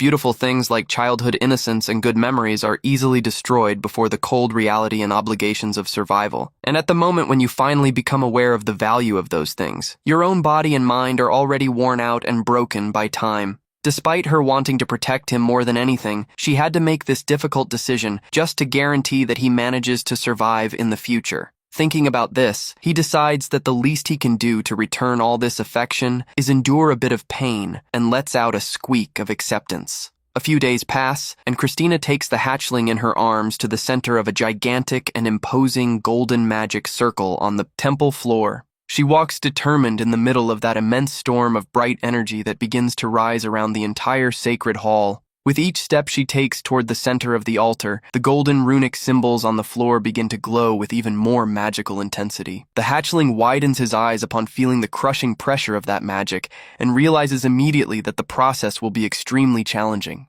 Even being nestled in her arms, he feels the chill on his skin, provoked by the absurd and overwhelming intensity of all that mana. Christina looks at him with a comforting smile and asks in a whisper for the little one not to get nervous and trust fully in the ritual. She closes her eyes slowly and takes a deep breath, concentrating all her vast spiritual energy to give start to the legendary inheritance ritual. She extends her arms forward and evokes her powerful sacred name of Christina El Arcadia to channel the flow of that great ancient magic. The little dragon observes, fascinated. Her words float in the air like beams of light that carry all her own life essence and memory. With eyes wide open and filled with power, she declares with solemnity that she will deliver and inherit all her divine wisdom directly to that hatchling. In the same instant, the little dragon's eyes begin to glow intensely in golden tones, while the runes of the ritual etch themselves into his pupils. The little dragon prepares himself with determination upon feeling that the flow of the powerful magic finally began to reach his body. A huge amount of mana begins to surround his little paws, and, unable to contain the pressure, he lets out a groan of pain. He feels as if an infinite archive of information were being dumped into his mind, forcing his limits to process it all. Despite the extreme pain, the hatchling insists on holding strong, knowing that all that vast knowledge and power soon will belong to him. In one of his moments of pure overcoming, he claims mentally to receive the entire inheritance all at once, releasing a strong glow in his eyes. The little dragon staggers exhausted on the floor back to normal. While listening to the worried voice of his guardian asking if he is okay, Christina runs desperate in the direction of the hatchling in the center of the hall, fearing that the heavy load of the ritual was too much for his little body. She nestles him in her arms with a lot of anguish and begs for her beloved hatchling to give some sign and manage to wake up soon from that state. She sheds tears of concern until she hears the little dragon cough softly, causing her to look attentive and hopeful at him. The little dragon opens one of his eyes slowly and, seeing her despair, tries to reassure her, calling affectionately by her name. The hatchling notices the young prediction standing nearby and wonders if the youth's icy gaze was just a fleeting impression of hostility. He notes that the youth hid his true emotions in a very fast and subtle way before Christina could notice anything. The little dragon finds that attitude extremely strange. Since the youth would have no real reason to act in such an aggressive manner, he reflects that anyone who saw that look would think the two are declared enemies, even having just met each other. The hatchling thinks the youth is lucky that he is no ordinary baby, but is interrupted by the small bird that lands on his head chirping. The small bird begins to flap its cute wings and lets out a very soft and loving chirp to call the attention of its beloved protector. The bird wags its tail joyfully and continues chirping in a cute way, trying to cheer up the little dragon after all that stress. Suddenly, the phoenix begins to float in the air and emanates a warm and comforting glow right above the head of its beloved companion. The three remain still in the hall while the small phoenix continues chirping joyfully and calling everyone's attention. Prediction observes the cute bird with disdain and grumbles irritated about that feathered little creature being just a noisy nuisance. The hatchling hears the grumble and laughs mentally, while the redhead disguises his embarrassment, clearing his throat and asking what type of different bird that is. Christina smiles proud and confirms the difference, revealing with a lot of enthusiasm to the youth that the small bird is a phoenix hatchling. The young red dragon gets totally surprised at the revelation, since the phoenix of the previous generation should still be alive and well. She admits it is something unprecedented, but explains that, since the bird has not awakened its powers yet, she and Phaseus are just monitoring it for now. The youth turns his gaze away, quiet, and accepts the explanation upon hearing his father's name. Making the hatchling notice how much the boy obeys the leader, Christina gives a pat on Prediction's head and thanks from her heart for him having made such a long trip right there to help them in the temple. She asks for him to be a good older brother to the baby, and the youth blushes slightly while murmuring with shyness that he understood the request. The little dragon is amused, noticing that the youth got disappointed when Christina stopped the patting, thinking that he is still just a child. But even finding amusement in that childish scene of the boy, the little dragon cannot cast aside his previous suspicions about him. He admits to himself that that hostile look from before really bothered him and continues pounding in his thoughts frequently. Curious to discover the real intentions of that young red dragon, the hatchling decides that maybe it is a good idea to put him to the test. The hatchling takes a sudden leap in the youth's direction, leaving him completely startled, and without understanding what the baby is trying to do. He extends his cute little paws with the pink pads wide open, preparing to land directly on the young youth's head. The little one lands softly on Prediction's head, with a cute touch, and waits anxious to see what his true reaction to the affection will be. He gives a pat, simulating the attitude of an adult, knowing that any person would react badly to being touched on the head by someone they hate. Focused on analyzing every detail, the hatchling waits for his reaction, while the youth stammers confused without knowing what to do with the baby there. To the little dragon's surprise, the youth gets his face completely red with shame and embarrassment upon receiving that pat on the head. The hatchling finds that reaction very different from what he had imagined, and begins to wonder if the boy after all feels no hatred for him. Convinced that he sensed a hostile intention before, the little dragon decides he needs to perform one more quick test to get the real proof. The young red dragon notices the restless movements of the baby on his head and tries to alert him with a look of surprise and concern. Suddenly, the hatchling throws himself or loses balance from up there, causing the youth to shout, startled without knowing what the little creature is up to. The hatchling throws himself on purpose, feigning a free fall, prepared mentally to hit his face on the marble floor just to see the reaction. Christina watches the scene in complete shock and runs worried in their direction, asking desperate if the two hatchlings are okay. The blonde comments with affection that the baby seems very excited to have gained an older brother, but the little dragon notes something surprising. He realizes with surprise that Prediction acted fast out of pure reflex and held him firmly in his arms to protect him from hitting the ground. Looking very close at the youth, the hatchling feels a bit guilty and thanks mentally for him having managed to hold him in time.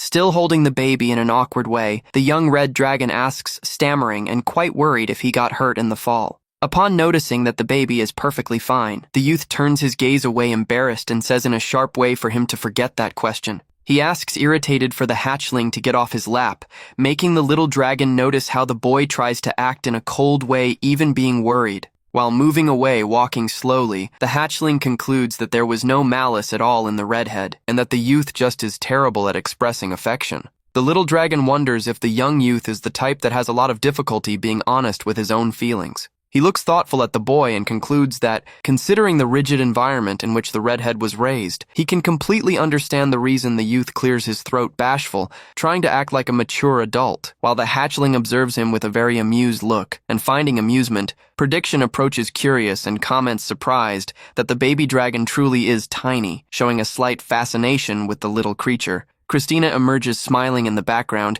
and comments that Prediction himself also used to be quite small in the past, though a bit larger than the baby. The youth gets quite confused by the comment and affirms that he cannot imagine himself that size, but the blonde says it is normal for him not to remember. Christina approaches him with a very sweet and nostalgic look, remembering that she rarely had the opportunity to meet him personally in the palace. She displays a beautiful smile from ear to ear and says that, despite the time that passed, she remembers perfectly when he was a baby. She recalls with a lot of affection when he was just a small and adorable little red dragon wrapped in a soft blanket of silk. Upon hearing that so warm revelation, the young Prediction is totally left with no reaction and blushes slightly with the memory of his past. The dragon hatchling notes a subtle change in the environment and realizes that a warm and special energy began to arise coming from the young youth. He feels that wave of heat invade the location once more and is impressed to notice that the process of changing feelings is repeating itself. The three remain standing in silence in the large hall while that gentle and pleasant magical energy continues to circulate around them. Suddenly, the little dragon shrinks all blushed and embarrassed upon realizing that his mana ended up exhausting almost completely again. He gets quite frustrated, noticing that his stomach continues totally empty and hungry, even after having consumed that so strong healing pill. The small bird chirps softly and begins to flap its cute wings by its protector's side, trying to cheer him up in some way at that difficult moment. The small phoenix does a lot of tricks, wagging its tail in the air and chirps joyfully to wrench at least a small smile from the little dragon. It floats in the air and releases a wave of bright and warm energy, focused on helping its beloved crib companion to recover soon. The three watch that adorable scene with a lot of attention, enchanted by the pure and sincere friendship that formed quickly between the two hatchlings. The redhead tells the hatchling to play properly and warns that he will go out to fetch something tasty to eat, and the little dragon agrees immediately. Christina smiles happy and asks with affection for the two not to do any too rough playing while she is outside the room. The little dragon observes his guardian move away down the corridor and prepares himself for what is to come with the young youth, who stayed there with him. The youth sits on the floor in the most comfortable way possible and calls the hatchling with a rather cold and authoritative tone of voice, breaking the cute mood. Suddenly, Prediction holds the little dragon by the cheeks in a firm way with both hands, leaving the small hatchling completely without understanding anything. He pulls the little dragon's soft cheeks with curiosity to test him, causing the hatchling to wonder what that cheeky redhead kid wants. The young red dragon warns that he will be the tutor of the little one from now on, but the hatchling complains and demands mentally for the boy to let him go soon. The small bird chirps angry and flies furious to defend its protector, but the redhead demands in a firm way for the bird to stay quiet and not meddle in their conversation. Prediction warns with seriousness that he will not make things easy just because of him being very much a baby, and that the little one should not even think about slacking in training. The hatchling lets out a bored sigh and wonders, quite ironic, what exactly a boy of that age would have useful to teach him in the future. The hatchling thinks that he is the one who should give classes after receiving the inheritance magic, and wonders what he will do with that cheeky redhead kid. The young red dragon lets out a sigh of superiority and displays a proud smile on his face, feeling like the true master of the situation. The small phoenix gets irritated again and begins to emanate flames around the boy, who complains angry, asking what it thinks it is doing. The cute bird assumes an intimidating posture surrounded by wild fire, leaving it clear that it will not accept that anyone treats its protector badly. The red-haired boy stares at it with seriousness and demands respect, affirming with grandeur that he will be the future supreme leader of the entire fire clan. He extends his hand, channeling his own fire magic to show his power, creating an impressive barrier of flames around himself. The hatchling notices that the youth is restraining his strength in training and reflects that, even being a baby, a phoenix always will be a powerful, divine creature. Suddenly, the flames get out of control and spread in a dangerous way, leaving the young red dragon startled at that unexpected reaction. The small bird chirps, startled upon realizing that the strength of the fire increased too much, and that someone there runs the risk of ending up burned for real. The dragon hatchling assumes an intense expression upon noticing the danger, and concludes that that small phoenix truly is much more than it seems. With a lot of bravery, the hatchling leaps in front to protect the bird from the intense heat, declaring mentally that it is his precious subordinate. In the same instant, he feels a strange magical sensation run through his body and focuses his eyes in an attentive way to understand what happened. She holds him worried in her arms back to the crib and asks distressed for her beloved baby to wake up and recover from all that tiredness. The little dragon lets out a weak groan and opens his eyes slowly, coming across the sad and tear-filled expression of his guardian. He extends his small little paw and holds her fingers with affection to comfort her and show that he is already recovering from that big effort. She smiles relieved and says with sweetness that she prepared a special and highly nutritious meal to help him recover all his strengths quickly. The hatchling gets extremely excited with the promise of tasty food after almost dying, imagining what the flavor of that special feast will be. He stays salivating with so much hunger and anxiety, but his excitement is interrupted when she places the mysterious dish right before him. Upon looking at the food, he realizes with horror that it is that same bizarre mandrake root that almost killed him from pain in the forest. The little dragon gets completely paralyzed with dread while staring at the plant, unable to believe he will have to eat that again. He swallows hard and trembles with fear, realizing that his beloved guardian intends to make him eat the terrible poison as part of the treatment. Christina offers a very sweet candy apple if the hatchling manages to eat all the mandrake soup. The hatchling thinks that she went to all the trouble of preparing that, and remembers that, in the end, he is not even a real child. He tries to encourage himself, thinking he has already eaten poisonous mandrakes before, and that a bit of soup should be no big deal. With a lot of determination, the little dragon chomps down a piece of that bizarre root all at once. However, as soon as he senses the taste in his mouth, his eyes widen in complete shock. The hatchling begins to cry out of despair and screams in a lot of agony because of the extremely bitter flavor of that food. Christina says that she understands very well his feeling, but insists that he needs to finish eating everything. The hatchling wonders if that is some type of punishment, and complains that the small bird gets all the tasty cookies. He cries, begging for real food, and asks for a bit of those cookies instead of that horrible slop. Christina praises him for finishing and offers the promised candy apple to help take the bitter taste out of the mouth. He finally manages to breathe relieved upon licking the sweet, thinking that the sweetness at least cancels out the bad taste from before. A silence settles over the location while Christina and the small bird observe the little dragon savor his prize. The hatchling squeezes the small bird lightly, remembering he was anxious for thinking he had misjudged that small creature. Fortunately, in the end, everything turned out well, and the two seem to be getting along very well now. At that, Christina warns that they soon will receive a special visit from another child. She asks for him not to show much of his power, leaving the hatchling curious if the guest is also a baby dragon. She explains that surviving the inheritance spell being so young is an incredible feat and does not want the other to feel threatened near him.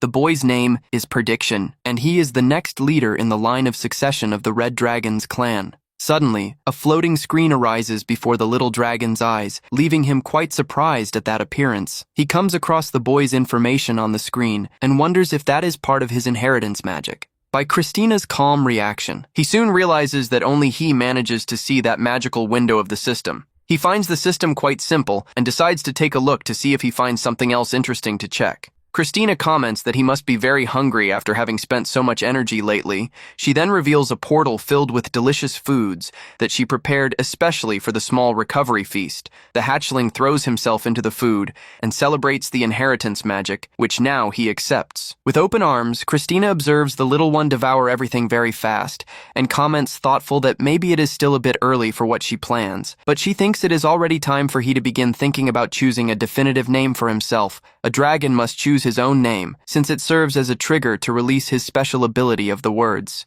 The hatchling wonders if his old name would sound strange in this new world, as he still feels a strong connection to it. He remembers when he was called Mook for being all black, suggesting the name Lee Mook in honor of the last name of his creator. At that time, the man explained that an Imugi turns dragon after 1,000 years, and that, even small now, he would have a great future. He continued saying with affection that the small Limuk maybe would become a being capable of ruling the entire world. Although it had been so long that he did not even remember that man's face, the hatchling still felt a unique bond with the name Limuk. Realizing the little dragon's hesitation, Christina pats his head and says sweetly for him not to be in a hurry. She is impressed with the clarity of his telepathy and asks if using this advanced spell does not tire him out too much. He finds it great to be able to speak, while Christina praises him mentally for mastering a high-level magic with such ease.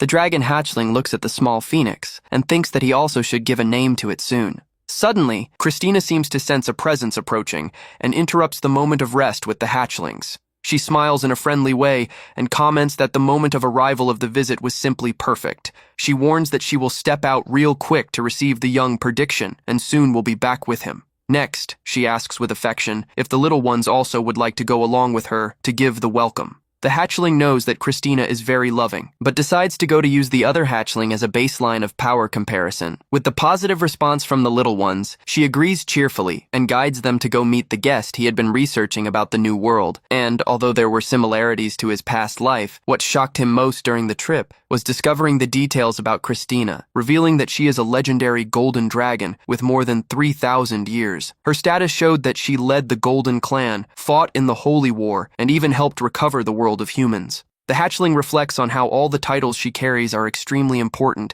and filled with responsibility. Before such grandeur, he wonders how a being so important and legendary ended up becoming his nanny. She thanks for the coming of the youth and greets him affectionately, while the hatchling focuses his eyes on the red-haired youth. That mysterious boy before them was none other than the legitimate heir of the entire Fire clan. Prediction bows politely and says that it is a great honor to be able to meet Christina again. The young redhead greets her formally as the great leader of the Golden Dragon's clan. Next, the youth looks down and asks if that one there is the newborn black dragon. Christina confirms cheerfully, commenting that the hatchling is small, but already is quite remarkable. The young redhead approaches calling him small, causing the little dragon to let out a sound of doubt. Prediction says that it is a pleasure to meet him, but maintains a serious posture before the hatchling. The young red dragon stays in silence for a brief instant, staring at the little one with firmness. He begins to lower himself slowly to the hatchling's height, who observes him with a lot of attention. Suddenly, the Proto feels something strange coming from the youth and wonders what that was. He stays alert, questioning if what he just felt coming from the redhead was a wave of hostility. Christina holds the hatchling worried in her arms and begs desperately for the little one to wake up. The little dragon lets out a weak groan, causing her to ask, relieved if he is okay. He extends his small little paw and holds tight to her clothes to show that he is already recovering his senses. The hatchling opens his eyes slowly and calls for his beloved guardian in a very affectionate way. Christina flashes an enormous smile and cries with emotion, seeing that her beloved baby finally woke up. She hugs him tight and thanks the heavens for him having held strong through all that trial. The hatchling thinks that he almost died, and that if he were a bit weaker, he already would be a dead dragon. She says it was very difficult, and suggests that they eat something to recover strengths, as she prepared a special dish. The little one gets super excited thinking about how wonderful the flavor of this special meal must be. Christina then presents with sweetness the dish she prepared with so much affection for her hatchling. He looks at the dish and sees bitter medicinal herbs that are great to strengthen his body. The dragon. Hatchling gets completely paralyzed with dread, seeing that food of terrible appearance. He cries asking for milk and eggs instead of that, but she warns that this would cut the effect of the medicine. But she promises that if he eats everything properly, he will win a delicious candy apple as a prize. The Proto swallows hard and resolves to accept, reminding himself that he is not a real baby. He encourages himself thinking he has already eaten pure mandrake before and that a piece of root would not defeat him. With a lot of courage, the little dragon chomps down the bitter medicinal plant all at once. However, the instant the taste hits his mouth, his eyes widen in complete despair. The hatchling begins to cry in agony from the absurdly bitter flavor of that terrible medicine. Christina says that she understands his pain, but insists with affection that he needs to eat everything to get better. He complains mentally that that looks like a punishment and envies the small bird that is winning cookies. The hatchling cries begging for tasty food and asks to win something good instead of that horrible slop. She praises him for finishing everything and hands over the bright candy apple to clear his palate. He feels that he came back to life with the sweet, thinking that the sweetness at least disguises the bad taste from before. The two stay in silence while Christina and the small bird observe the little dragon eat his sweet. The hatchling squeezes the phoenix lightly and admits he was worried for thinking he had misjudged the bird, but he sees that everything is fine and feels an enormous relief for having no problem with the little creature. At that, Christina warns that they soon will receive an important visit in their golden palace. She asks for him not to reveal much of his real power near the guest, who is also a child. She explains that a hatchling with 1 month accepting the inheritance magic perfectly is something incredible that would cause suspicion. The name of the boy who is arriving is Perdition, and he will be the future leader of the Red Dragon's clan. Suddenly, a magical information screen floats in front of the hatchling, leaving him confused. He sees the detailed profile of the boy on the screen and wonders if that is an effect of the inheritance magic. By Christina's calm reaction, he soon realizes that only he manages to see that magical screen. The Proto finds the system very easy to read and decides to investigate what else he can discover there. Christina comments that he spent a lot of energy and must be starving after everything. She opens a magical portal filled with delicious foods that she prepared for his feast. The hatchling throws himself into the delicious food and celebrates a lot for having received that inheritance magic. Christina observes him eat joyfully and comments thoughtful that, although it still seems a bit early, it is already time for he to begin thinking about choosing a definitive name for himself. A dragon must choose his own name, since it serves as a trigger to release his special unique ability of the dragons. The hatchling wonders if his old name would sound strange in this new world, even though he still feels a strong connection to it. He remembers when they called him Muck for being all black, suggesting the name Lee Muck in honor of the last name of his creator. At that time, the man explained that an Amugi turns dragon after 1,000 years, and that, even small now, he would have a great future. He continued saying with affection that the small Lee Mook maybe would become a being capable of ruling the entire world someday. Although it had been so long that he did not even remember that man's face, the hatchling warns that he has already decided on his name. Realizing the little dragon's hesitation, Christina pats his head and says sweetly for him not to be in a hurry. She is impressed with the clarity of his telepathy and asks if using this advanced spell does not tire him out too much. He finds it great to be able to speak, while Christina praises him mentally for mastering a high-level magic with such ease. The dragon hatchling looks at the small phoenix and thinks that he also should give a name to it soon. Suddenly, Christina seems to sense a presence approaching and interrupts the moment of rest with the hatchlings. She smiles in a friendly way and comments that the moment of arrival of the visit was simply perfect. She warns that she will step out real quick to receive the young Perdition and soon will be back with him. Next, she asks with affection if the little ones also would like to go along with her to give the welcome. He knows that Christina is very loving, but decides to go to use the other hatchling as a baseline of power comparison. With the positive response from the little ones, she agrees cheerfully and guides them to go meet the guest he had been researching about the new world. And although there were similarities to his past life, what shocked him most during the trip was discovering the details about Christina, revealing that she is a legendary golden dragon with more than 3,000 years. Her status showed that she led the Golden Clan, fought in the Holy War, and even helped recover the world of humans. The hatchling reflects on how all the titles she carries are extremely important and filled with responsibility. Before such grandeur, he wonders how a being so important and legendary ended up becoming his nanny. She thanks for the coming of the youth and greets him affectionately, while the hatchling focuses his eyes on the red-haired youth. That mysterious boy before them was none other than the legitimate heir of the entire Fire Clan. Perdition bows politely and says that it is a great honor to be able to meet Christina again. The young redhead greets her formally as the great leader of the Golden Dragons clan.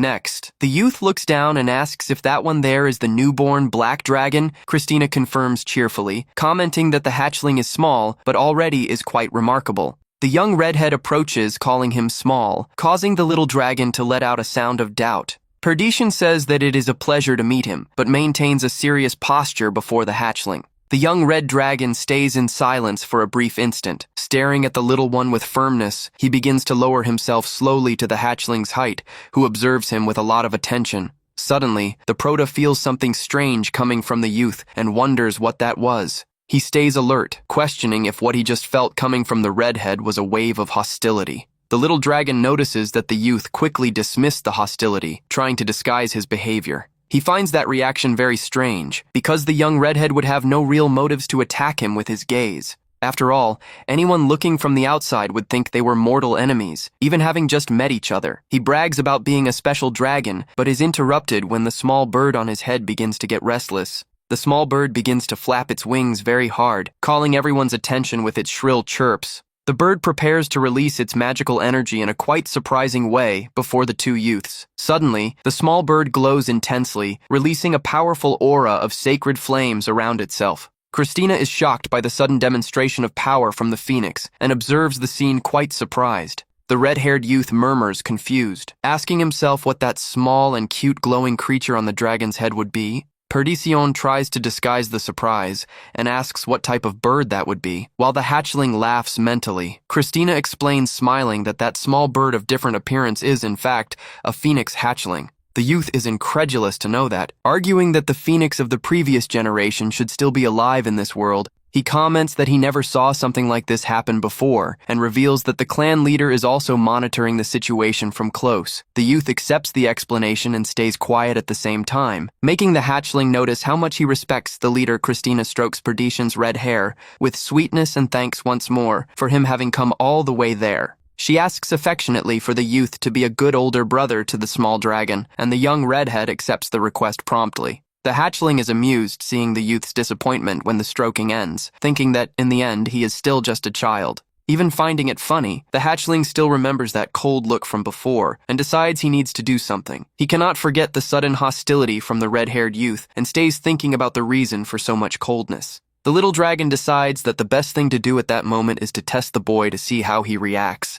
He leaps in Perditian's direction, leaving the young red dragon surprised at that sudden approach. The small one extends his chubby little paws in the air with plenty of cuteness, preparing to give a touch on the youth's head. He touches softly on Perditian's forehead and thinks that now is the moment to see what his true reaction will be. He knows that from the outside it looks like just baby play, but if someone you hate touches your head, the reaction is inevitable. Perditian is totally disconcerted and asks what the hatchling thinks it is doing, while the small one observes everything. Upon looking close, the Proto realizes that the red-haired youth got his face completely red with shame. The hatchling gets confused, noticing that that timid reaction was not what he expected, questioning if the boy really hates him. He was sure he had felt hostility before, so he decides to do one more quick test to clear the doubt. The young red dragon complains angry at the insistence, calling the small one's attention with a firm look. The hatchling throws himself with everything into Perditian's arms in a totally relaxed and joyful way. He almost falls to the floor face first, but Perditian holds him quickly in his arms while the hatchling celebrates the success of the plan.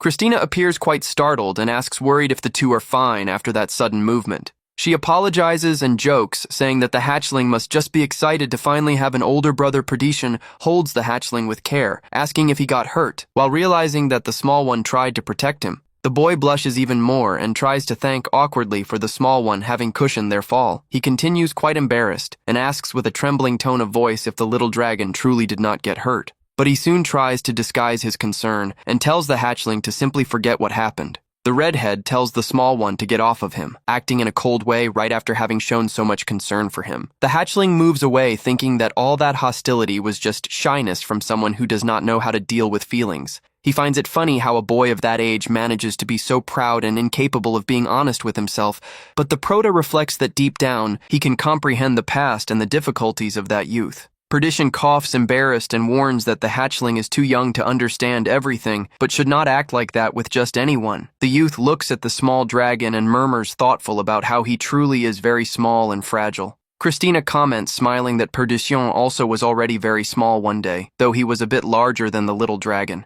He says he cannot imagine himself that size, and she agrees, remembering that it makes so much time that he would not remember. Christina confesses with a nostalgic look that she has not been having many opportunities to see the youth lately, but she guarantees with a docile smile that she still remembers perfectly when he was just a baby. She recalls with affection how Perdition was a sweet and adorable little creature when he had just been born in the clan. Upon hearing those gentle words from the guardian, the red-haired youth is completely bashful and blushes with emotion. The hatchling observes his reaction from very close and feels that something different is about to happen at that moment. Suddenly, the little dragon's stomach begins to growl very loudly again, interrupting the emotional mood. The sound echoes through the entire golden hall, leaving the three in complete silence before that funny situation.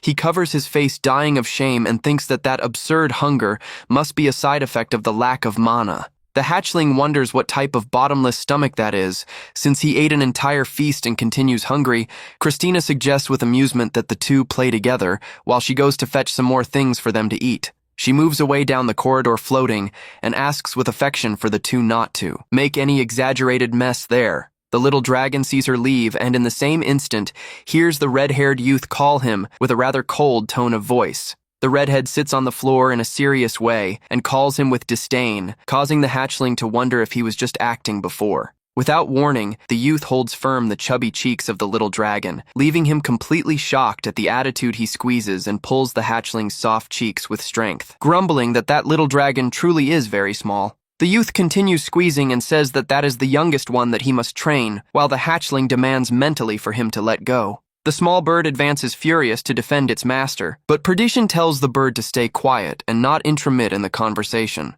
The young red dragon warns with authority that he will be the tutor of the little one, and that he will not tolerate any laziness in training. The little dragon lets out a bored sigh and wonders what exactly a boy of that age would have to teach him. He thinks that he is the one who should give classes after receiving the inheritance magic, and wonders what he will do with that red-haired boy. Meanwhile, Perdition lets out a sigh of superiority and displays an extremely proud smile on his face. He points surprised to the cute bird and asks what the small bird thinks it is doing, emanating fire. The young red dragon is shocked by the audacity of the cute bird in challenging him in that manner. He says with grandeur for the bird not to be insolent before one who will become the great leader of the entire fire clan. To prove his point, the red-haired youth extends his hand and channels his flames, creating an impressive barrier of fire. The proto notices that the youth is restraining his strength and reflects that, even being a baby, a phoenix always will be powerful. Suddenly, the fire begins to spread in a dangerous and uncontrolled way, scaring the young red dragon.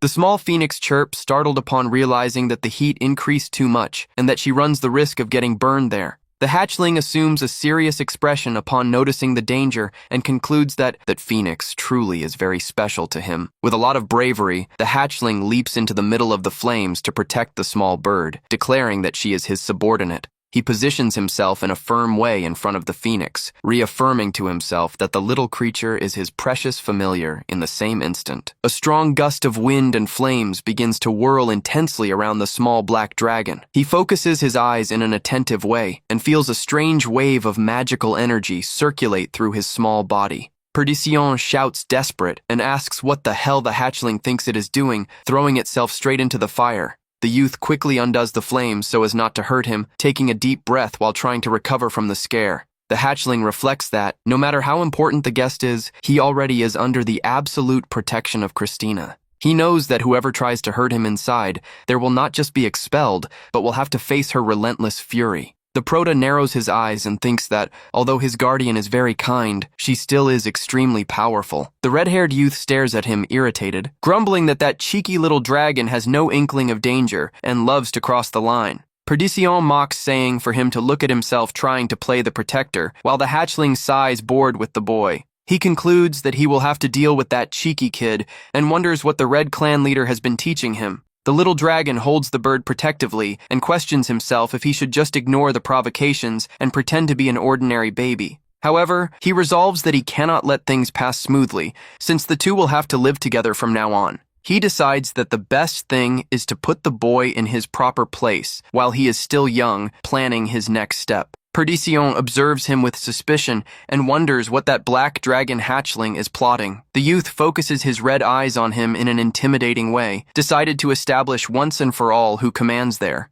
Suddenly, a gigantic and frightening silhouette of a blue dragon arises imposing behind the small black dragon. Perdition begins to sweat from dread and despairs with the overwhelming pressure, feeling that he barely manages to breathe. The black dragon hatchling merely raises his small little paw, wrapped in an aura of dark and mysterious energy. He gives a light tap on the youth's forehead with his little paw, discharging all that oppressive intention all at once. The red-haired boy falls backward, completely terrified with the strength of that unexpected spiritual strike. The little dragon moves away calmly and thinks that that should suffice, while Perdition stares at him, trembling on the floor. Stammering from fear, the youth asks what he really is and how he can possess such a frightening aura being just a baby. The hatchling notes that the boy's mental resistance is very weak, but ponders that he himself trained his own mind for 900 years. He thinks that no matter how much the youth tries to stare at him angry now, he only looks like a startled wild little animal. Still, the hatchling recognizes that his instincts are sharp and that, despite the fear, the redhead possesses an incredible talent.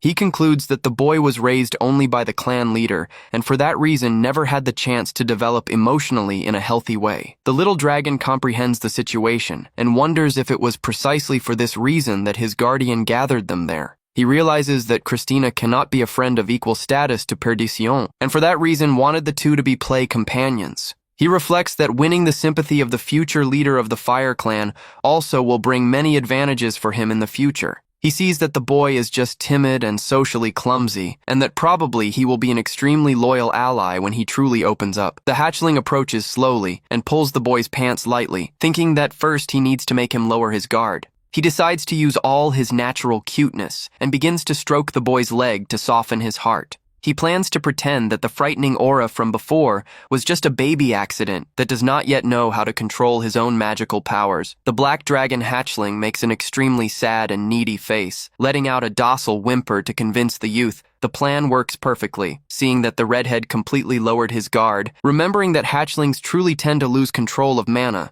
Now that the ice has been broken, the Proto begins to plan what will be the best strategy to build a solid friendship with him. He knows that imposing dominance by force would be the easiest way to make him obey, but that would reveal the secret of his inheritance magic. In addition, he concludes that the boy's habit of belittling the weak comes from the rigid and oppressive education he received to become the heir. The hatchling thinks that he would love to give a scolding to the one responsible for the boy's training, especially comparing him to his sweet guardian Christina. Suddenly, Christina returns to the hall with a beautiful smile on her face and asks cheerfully if the two small ones are playing properly. Perdition points curious to the basket she is carrying, and she responds with sympathy, asking if he wants to see what she brought. Christina shows a basket filled with sweets and warns that they are the hatchling's favorite snacks, suggesting that the guests try them too. The youth thanks timidly, while the little dragon and the small bird shout super excited seeing all that delicious food. Perdition focuses on the food and notices something special, while Christina comments that the hatchling truly loves snacks filled with mana.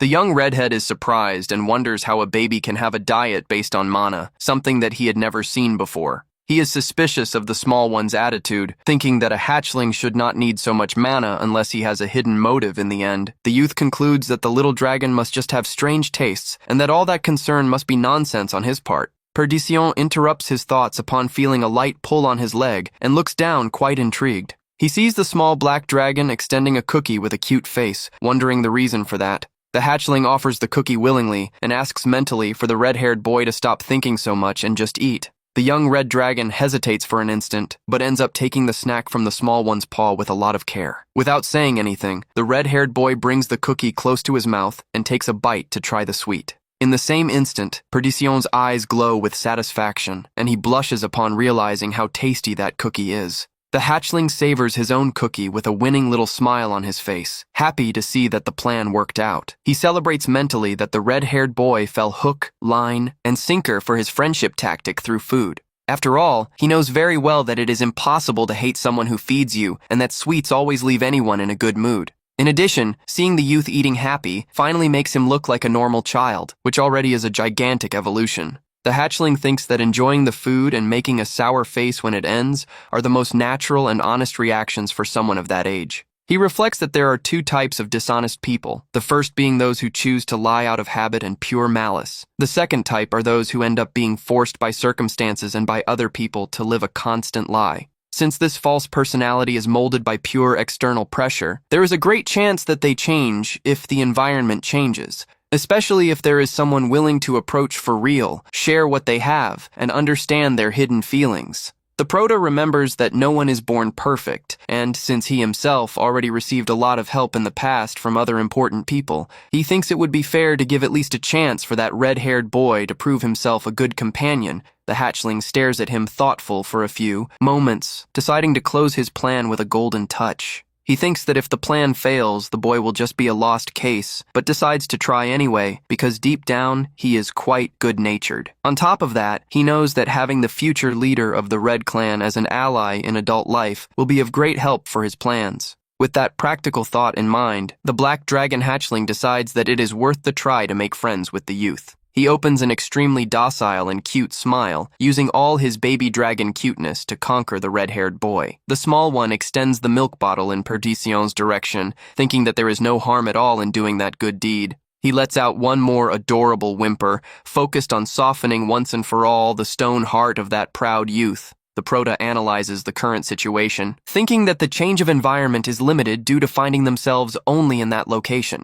He assesses that Christina already is a formidable ally on her own, and that he himself manages to keep the bird under control. The hatchling eats one more piece of cookie, and concludes that it is worth testing one more detail with the guest before he goes away. Suddenly, the small one breaks the mana cookie in half, and lets out a sound of surprise seeing the piece come loose. He walks slowly to where the red-haired youth is sitting, and stares at him with a lot of curiosity in his gaze. The hatchling offers half of his sweet to Perdition, leaving the boy confused and without understanding why he won that piece. The small one points to the cookie and makes a gesture, causing Perdition to ask if he wants him to break the sweet again. The hatchling lets out a docile grunt and points in the direction of the cute bird, leaving the red-haired youth with a slight suspicion. Perdition deduces shocked that the little dragon wants him to crumble the cookie to feed the pet bird. The youth complains angry that he will not do something so troublesome, but shivers seeing the sad and begging face that the small one makes. He lets out a sigh of defeat and squeezes the cookie in his hand, breaking the sweet into small little pieces as requested.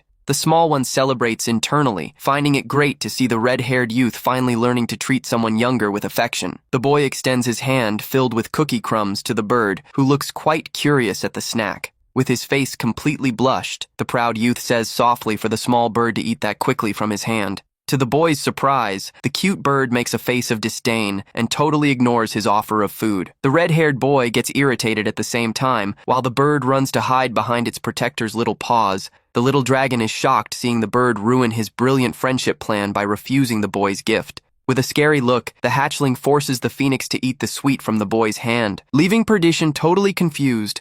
Christina observes the scene from afar with sweetness and comments happy that the children seem to be getting along wonderfully well. Completely awkward, Perdition turns his gaze away and murmurs timidly that was nothing special. The red-haired youth turns his gaze away slowly, but his thoughts continue focused on everything he just experienced right there. He reflects in silence that never in his life had he experienced a feeling of warmth and welcoming so great like that one. Having the small bird eating from his hand brings him a slightly ticklish feeling, but at the same time quite embarrassing. He feels that that place is much gentler than his home, creating an internal conflict between wanting to flee or never leaving again. Perdition begins to speak softly, appearing finally to make an important decision before his hostess. The youth comments in a sincere way that the small black dragon truly seems to have a good eye to judge the people around him. He remembers his father's advice, who had said that the small one would be the heir of the Dark Clan and that he should help him. The boy gathers courage and asks if there would be any problem if he returned on the following day, receiving a joyful confirmation from her. He warns that he will return tomorrow since today was just to introduce himself, and Christina offers to accompany him to the exit. A strong magical light begins to glow around them on the floor, preparing the teleportation spell to take them to the entrance. The youth says goodbye, saying that he will see them tomorrow, while the black dragon hatchling responds with a docile and friendly wave. After the youth goes away, Christina praises the hatchling for the good work and asks what he thought of the young guest. The small one thinks that whoever educated the boy should have their license revoked, but knows that obviously he cannot say something like that out loud. He responds by telepathy that the boy pretends to be polite, but in truth is a great liar, leaving his guardian surprised. He explains that the redhead attacks when he is afraid and pretends to hate what he likes, looking like a wounded cat, and quite weird. Christina stays thoughtful with the hatchling's analysis and comments in an understanding way that she understands very well what he wants to say. She explains that the boy was forced to live only a rigid type of life, focused on being a leader, with no room for common feelings. On the following morning, Perdition appears super early, and the hatchling yawns with laziness, questioning who wakes up at dawn like that. The small one wonders at what time the youth needed to wake up to arrive so early and so impeccably dressed at their house.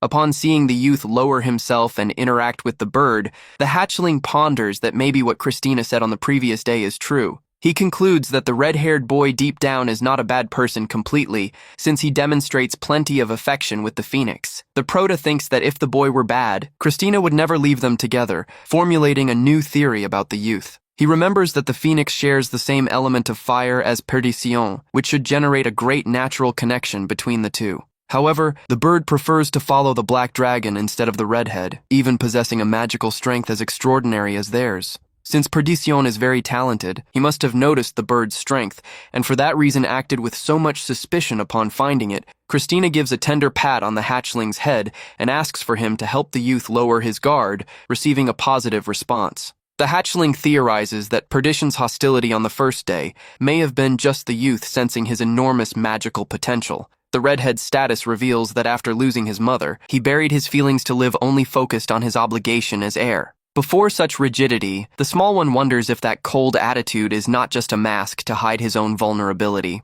He reflects that a personality like that, molded by so much pressure, can change easily if it is in a more welcoming environment. It would suffice just for someone to approach him in a sincere way, without interests behind their daily actions. Since the Proto himself already received a lot of help in the past from incredible people, he decides that it is worth trying the same with him. He thinks it would be fair to give at least a chance for that red-haired youth to prove himself a true friend and companion.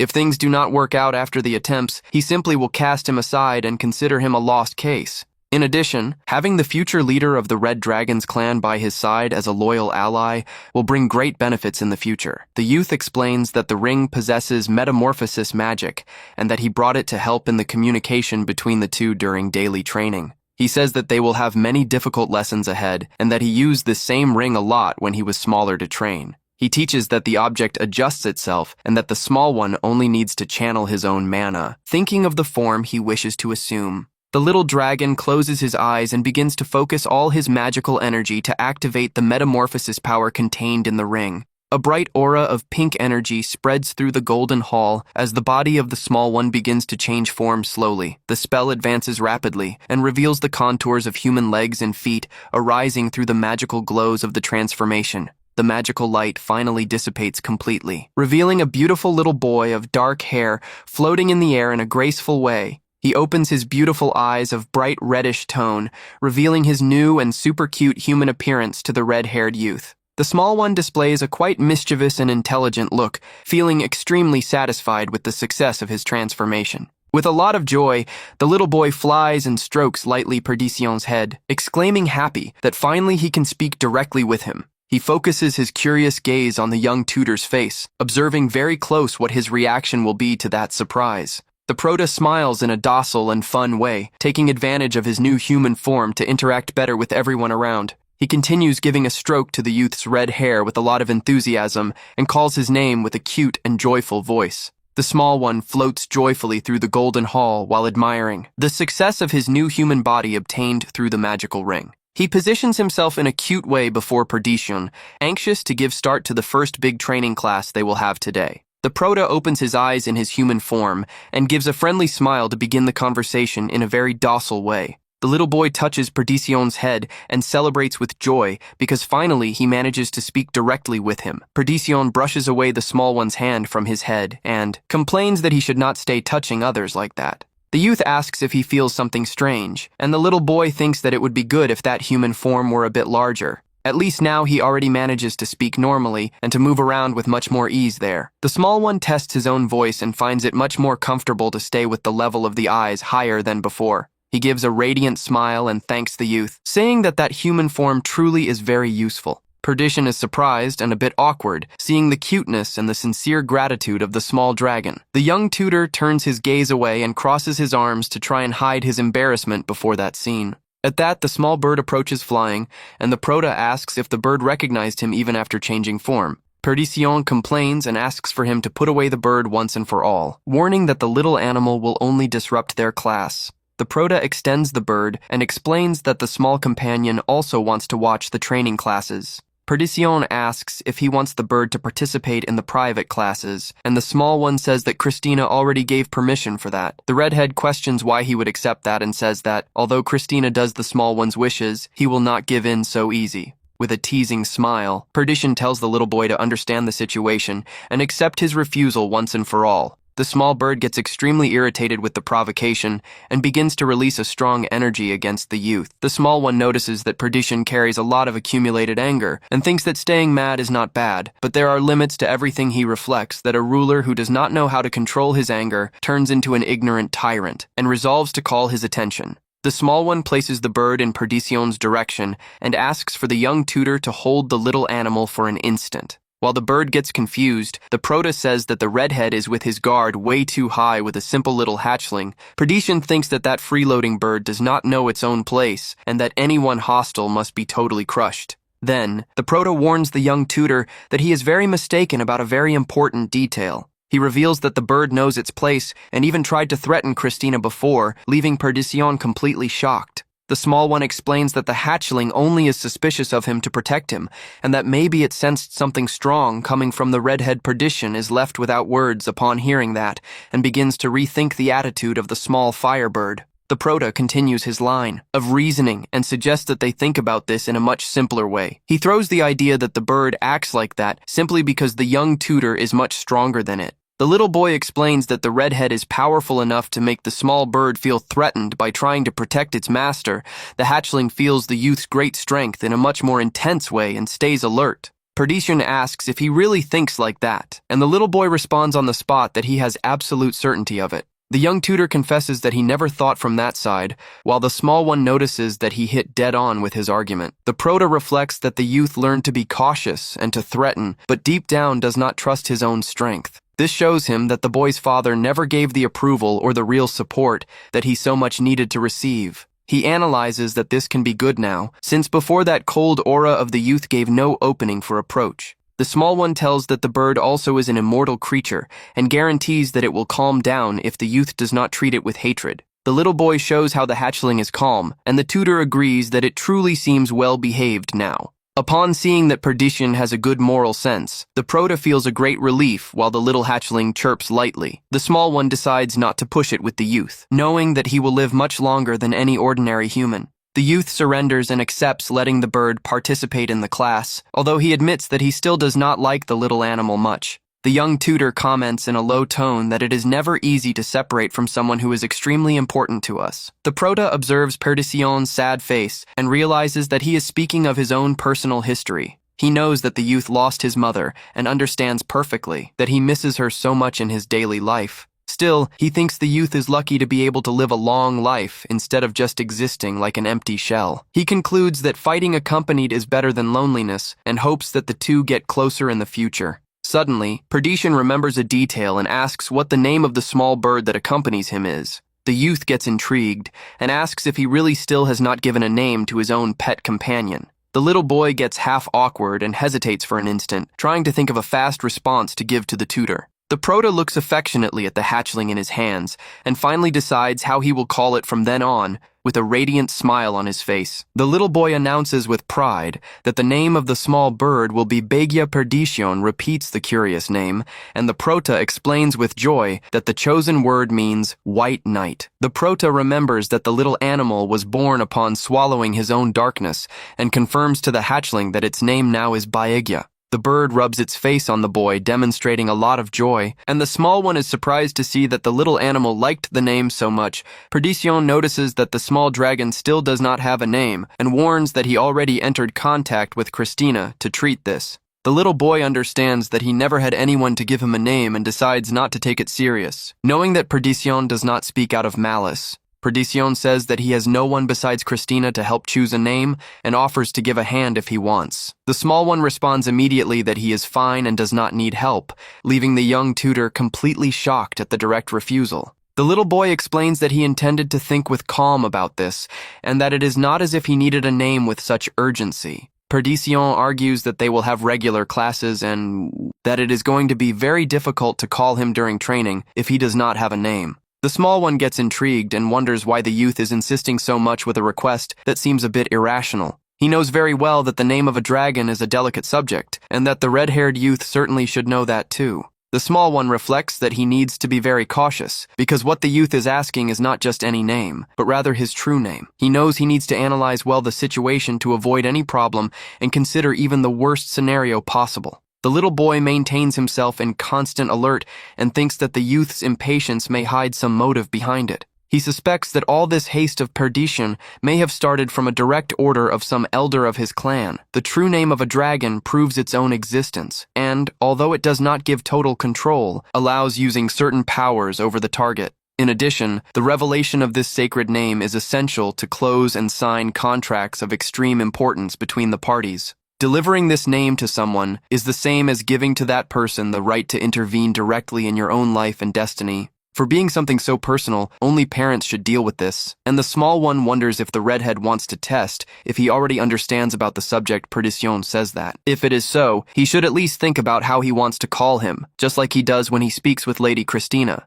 The youth explains that his name of common use is Perdition, but that the truth behind his identity goes a bit beyond that. He reveals that his true dragon name is much longer, pointing out that the small one too is hiding his own name. The prota sighs lightly and wonders if he will have to use his powers to probe discreetly the youth's mind once more. The young tutor makes a serious proposal and says that if the small one reveals his true name to him, things will change. He promises that, in exchange for the little boy's sincerity, he too will reveal his own true dragon name to him. The small dragon stays paralyzed and totally surprised upon realizing that he was cornered by that unexpected proposal from the tutor. Perdition explains that sharing the true name between dragons is the ultimate proof that they are absolute and trusted allies. The young redhead completes saying that this mutual trust is essential, since from now on the small one will be like his younger brother. The prota pretends to agree in a simple way and says that he understands, but deep down stays quite suspicious of that sudden attitude. He knows that the youth will not like such a short response, but there is nothing to do since he does not comprehend the motive for so much haste.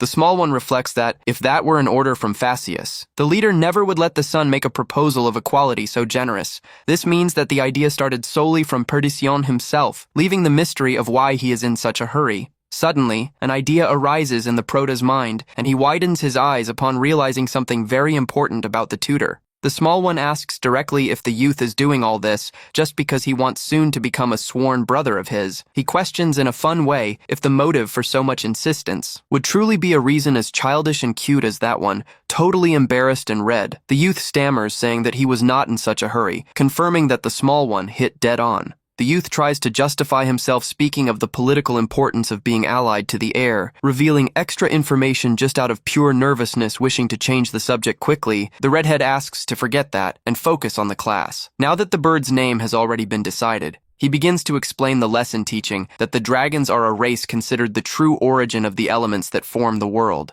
Thanks to this, they manage to conjure the magic of the words to grant the base of existence itself and define the beginning of a destiny. The young tutor affirms that, in the exact moment when the small one gave the name of Baegya to the bird, he opened a magical path for that bird. For that reason, he alerts that one must have a lot of care with promises made using names, as one never knows the destiny that this can generate. The small dragon smiles and thinks that, although he failed in the past, creating and molding destinies used to be his greatest specialty. He recalls bitterly that he spent 1,000 years accumulating virtues to ascend, but everything was ruined by an ordinary human of short life. The prota reflects if that would truly be possible, since destiny itself always demands a strictly equivalent exchange to act. He ponders that, for being humans of short lives, they could have distorted their paths by creating infinite ramifications in destiny. However, to become a legendary divine beast, it is extremely necessary to accumulate an inevitable and transcendent strength over time. It is for that reason that the few who manage to tread that path are rare, and when destiny begins to flow, it does not change so easily. But, contraring all established laws and rules of the spiritual world, the grand destiny that he built ended up broken. The small dragon looks ahead and admits to himself that it would be a lie to say that he carries no regret from that time.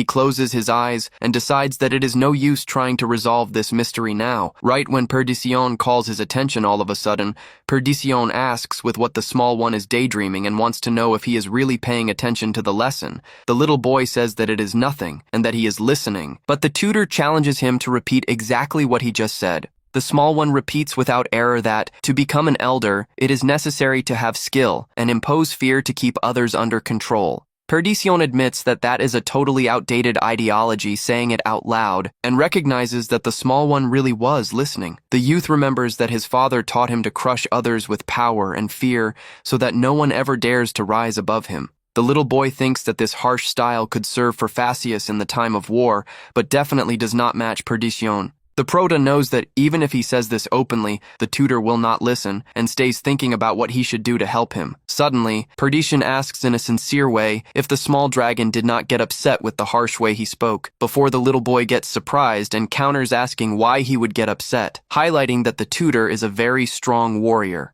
The youth agrees, but does not understand the relation, and the small one reveals that, instead of upset, in truth he thought the tutor felt lonely. He explains that, even when things are difficult, his subordinates just endure everything quiet and follow his orders. The small one says that those servants are loyal, but for being subordinates, they never will converse openly with him when he is sad. He shows Baegya and says that, although it is his subordinate, the bird is free and very honest to express what it likes or not. The small one points out that, by the tutor's history, it seems that he has no one like the small bird by his side. Leaving the youth shaken, Perdition turns his gaze away and says that he does not care about that, affirming that the members of his clan never would be intimate that way. The prota understands the situation and realizes that the clan leader must have crushed the servants so that they never thought otherwise. He knows that it is still too early to judge Phaseus as someone bad because of this, as intelligent creatures are complex. The small one reflects that living beings have many facets, like a rich landowner who loves his daughter from the bottom of his heart, but who at the same time can be extremely cruel and relentless with the humble workers who take care of his lands. He remembers also the ancient legend of the god who brought the secret of fire to help save and guide humanity, but who, to the other gods of the pantheon, that same divinity was seen only as a great unforgivable traitor. The small one concludes that the young tutor also has two sides, and decides that it is worth changing his perception very slowly from now on. He asks if the tutor learned this point of view with someone, and the young redhead confirms in a simple way that, yes, Perdition praises his father for being firm like a mountain, and the small one notes that the youth only speaks well of the lessons transmitted by Christina's memories. The clan leader used to divide people into positions and discard mercilessly whoever did not reach their goals. Although the leader has noble and correct objectives, he is the type of person capable of doing absolutely anything to achieve them. While a chess piece rolls along the table, the small dragon comments in a polite way that the youth's father must be an incredible man. Perdition approaches and admits with pride that even he himself recognizes the great military achievements of his father in the past. The small dragon picks up the chess piece from the floor and decides to make a very direct and personal question to the young redhead tutor. He asks if the youth really likes having a father with that personality so rigid and relentless in daily life. The young tutor changes expression immediately and says in a sharp way for the small one not to stay making useless questions. He warns that they still need to continue the magic class, and the little boy merely agrees and decides to end the subject for now. The small one notes the evident discomfort of Perdition and thinks that that defensive reaction already was a clear enough response. Even after this tense mood, the youth continues going to give the classes, and, with time, the small dragon finally learns telepathy. This facilitates a lot the communication between them, although the small dragon in the original form still causes amazement in the tutor sometimes. With the conversation more fluid, the lessons advance fast, and Perdition begins to think in secret that his young disciple is a true genius today. Perdition presents a new practical exercise with mana, and explains that they are going to play a magical version of Cat's Cradle. The young tutor says that he will do the demonstration first, and asks for the small one to pay a lot of attention to his movements. He begins to channel his magical energy with a lot of delicacy, making arise a thin, bright string of mana between his fingers. The small dragon observes fixedly the reddish glow of the string and begins to understand the structure of that mana control technique. The tutor explains that it is necessary to maintain the thickness of the string very uniform and alerts that the exercise is difficult and demands a lot of concentration. He tells the small one to try too, and the prota realizes that the training is identical to the children's game he knew in his past life. With plenty of calm and focus, the little boy begins to mold and stretch his own magical energy to form the first lines of the game. Perdition stays with arms crossed and totally shocked upon seeing the result, demanding for the small one to say the truth once and for all. He asks suspicious if that is not his first time doing this, but the small one guarantees that it truly is his debut in the training. In thought, the little boy admits only that he had already tried to play with something quite similar in his previous life on Earth. He displays with pride the perfect pattern he created and reinforces in thought that, in this new current life, it is indeed his first time. The tutor stays with no reaction before the small one's genius. While the bird Bagia takes advantage to play joyfully with the magical strings, the small one reflects that whoever developed this training method did an excellent pedagogical work for the education of children. He finds it incredible to have adapted the play into a well-organized magic circle, while Perdition wonders if he brought the training in vain. The small one says excited that he found the play fun, and Perdition gets awkward agreeing timidly with him.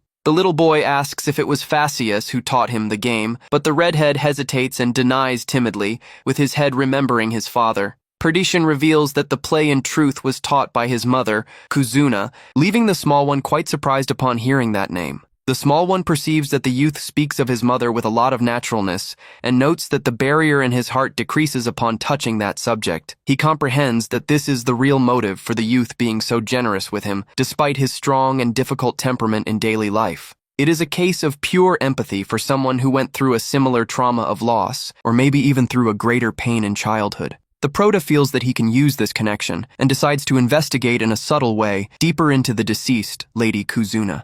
The small one asks how she was, commenting with a sad tone that he does not know for real how it is to have a real mother or father by his side. He says that Christina does not touch the subject, so as not to upset him. For that reason, he would like a lot to hear the memories that the tutor has of his mother. Comprehending the small one's feeling, Perdition gives in and begins to describe his mother as an extremely kind person to him. He tells with affection that she had silver scales and beautiful purple eyes, being a dragon of incomparable and unique beauty in her clan. The redhead remembers that she liked birds a lot, so much that she built her own home very close to the nest of a phoenix. He completes saying that she loved to sing, and that frequently she sang beautiful lullabies for him to sleep peaceful at night. The small one asks if she liked to sing, and the youth confirms that the lullabies are his strongest memory of her. The little boy reflects that it makes total sense for the lullabies to continue etched in the mind of someone even after so much time. Perdition confesses in a sad tone that, in truth, he should remember much more things about his mother, but he cannot.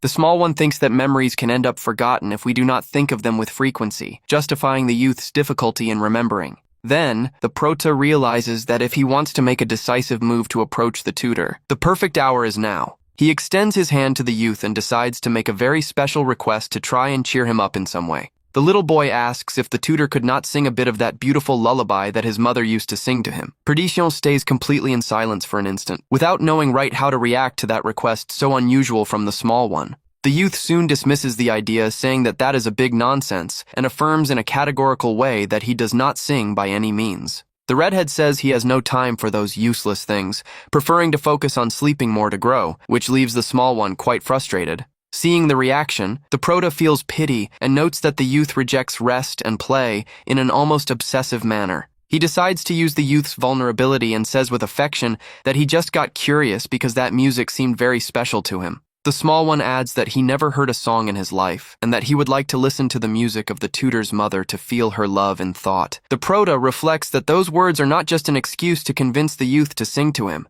He knows that Kuzuna's memories show how much she loved him, and makes the redhead think about how a mother's love is something precious. The young tutor begins to tremble his hands and stammers a bit, feeling that the small dragon may be right about all that. The Prota analyzes that, if the youth compares the rigid father with the loving mother, he will feel a strong rejection for the father's treatment. Even if the youth says to himself that he respects his father, deep down he does not want to place that cold man on the same level as his sweet mother. This brutal difference between maternal love and paternal coldness is what will finally open Perdition's eyes in the future. In the past, his father fought with him for wasting time with songs, blaming coldly the deceased mother for teaching him that way. The leader complained with anger that even training hard was not enough, and that singing only would leave him weak to be manipulated by others. He said cruel words, affirming that he already foresaw a future where the people would die for having a weak and lazy leader like his son. On that fateful day, the cruel words of his father tore the boy's heart like a dagger, making him cry desperately. It was at that painful moment that the young heir learned that whoever seeks only pleasure is a coward, fleeing from the reality of the world. He realized also that, for being too weak, he had no strengths, even to defend the honor of his beloved mother against his father's insults. Since then, to gain respect, the youth started to train without rest, burying all emotions that could make him weak. Proving his value in this so lonely and painful way, the boy ended up losing the very path of his life in the process. With this, he lost the capacity to smile even when he was praised, feeling that nothing of that really mattered anymore to him. Due to this past, the gentle and sincere words of the small dragon touched so deeply the hardened heart of the redhead. The youth comments timidly that it makes a long time since he sings, accepting to make a decision that normally he never would accept to do. The small dragon looks at him with eyes sparkling and asks surprised if the tutor really decided to try and sing the music. The redhead merely looks back with a countenance much softer, confirming in silence that he will make this rare concession for him. He takes a deep breath for a moment and finally opens his mouth to begin humming the first verses of the sweet maternal melody. The youth begins to sing about missing the sky and the return home to rest the tired wings after a long journey of flight. While the redhead sings about the sunset, the small one stays amazed with his talent, but suddenly feels something very strange in the air. The song continues guiding the steps through a path of red roses and deciphering the great hidden mystery behind the blue door. Upon chanting the verses about the labyrinth of memories, a strong energy arises and reveals that that definitely is no ordinary song. The small one notices that the mana is circulating in a steady flow and begins to suspect what really is happening there. He comprehends that the song is a magic of the words, made to truly connect the heart of whoever listened to it. While the melody continues, an uncontrollable and heavy sleep begins to take over the small dragon, who barely manages to stay awake. He ends up falling into deep sleep on the floor beside his bird, leaving Perdition desperate, calling for Lady Christina.